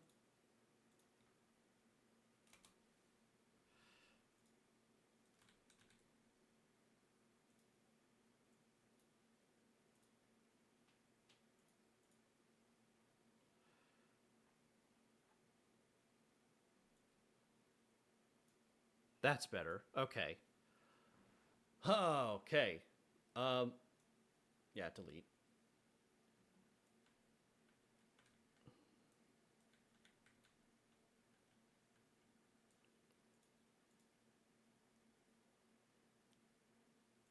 Well, the metallic does seem to be working, despite actually. What if we plugged this? This is probably really stupid what I'm about to do, but yeah.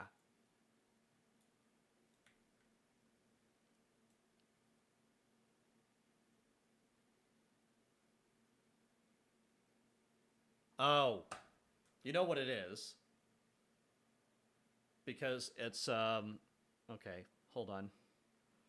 I think no, that doesn't make any sense because that's all blacked out. Just that's all correct on the metal channel, but you know what? I'm probably just going to leave it yeah, I'll disconnect that and then I'll wait, was it just working there? I can't. Oh, never mind. Okay.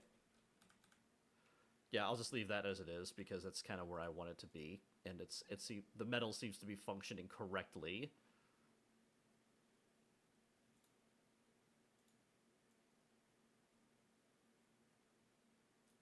There we go.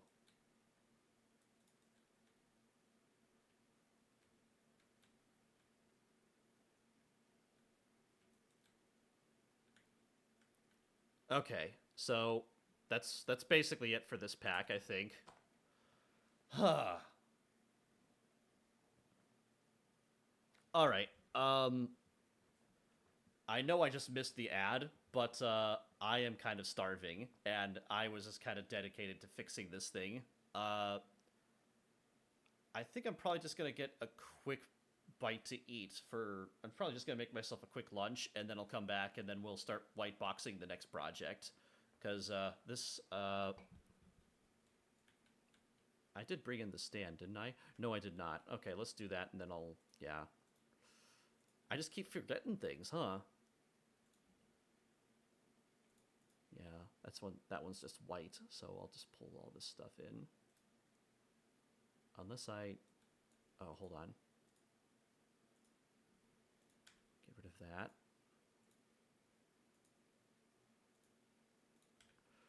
First, we'll get rid of the texture maps we're not using anymore.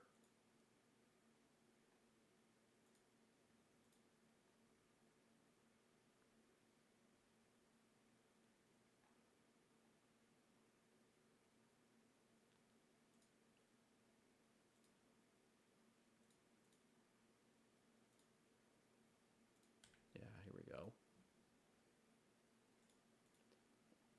Actually, I have another idea.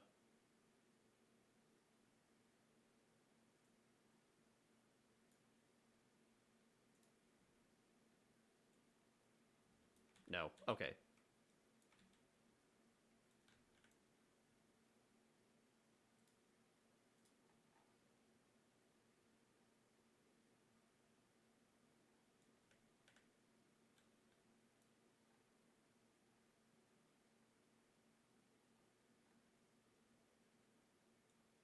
Yeah. Um.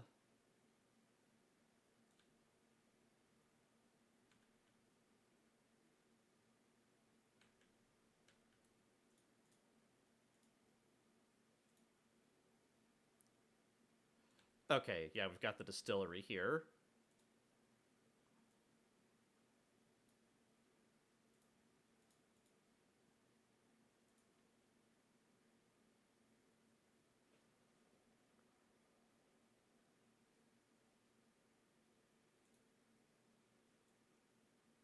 There.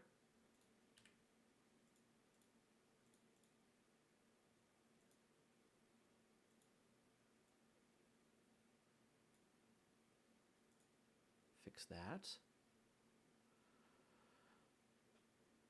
Rim lighting. And specular.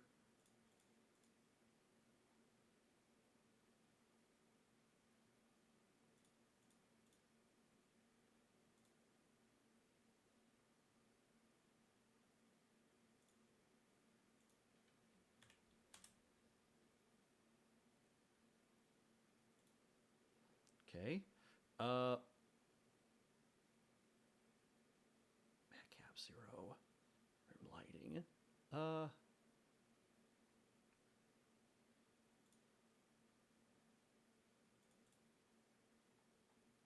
don't know how well this will work, but we should probably try it, because I don't think I'm using the specular.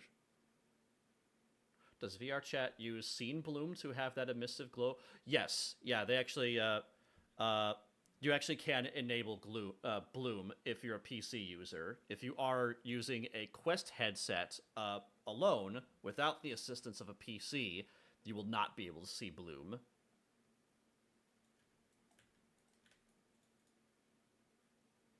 I know, it's very nuanced.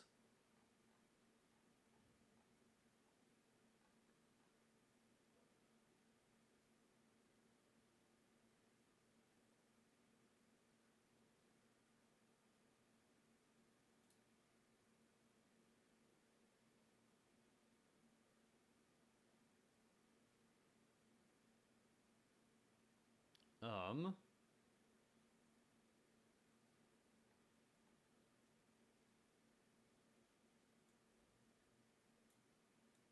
Oh.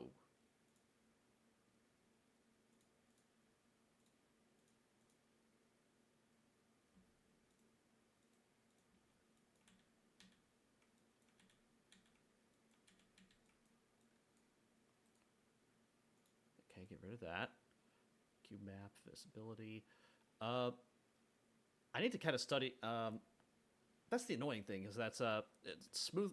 Specular used to plug into smoothness, and they kind of moved it around a little bit. So I'll have to look around and see where I can add it. But yeah, because that's really going to annoy me. You know what? Yeah, I should probably get something to eat. Because my brain is not currently braining at the moment, but I am pretty happy with the current fixes that I did. I really appreciate all the help, Mr. Love Some People. Thank you. Thank you so much. But yeah.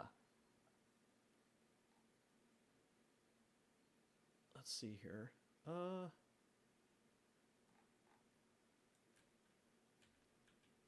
What was I going to do? Or rather, what should I do? Ads manager. Okay, yeah, I know that an ad starts technically in about 50 minutes. Okay. How long have I been streaming for? I might just take a break for about an hour and come back. It's 2 o'clock. Yeah, because I started at I started at 10:30, didn't I? So I've been going for almost 4 hours. And my arms are going crazy. All right, yeah, I'll take a little break and then I'll come back. Thank you so much. Yeah, I'll be back on. Let's see here. What time is it? Yeah, I might be back on in an hour or two, depending. At the very latest, I'll be on at 6:30. All right, so, all right, I'll be right back, and yeah, I'll just kind of reassess where I'm at from there. Thank you so much.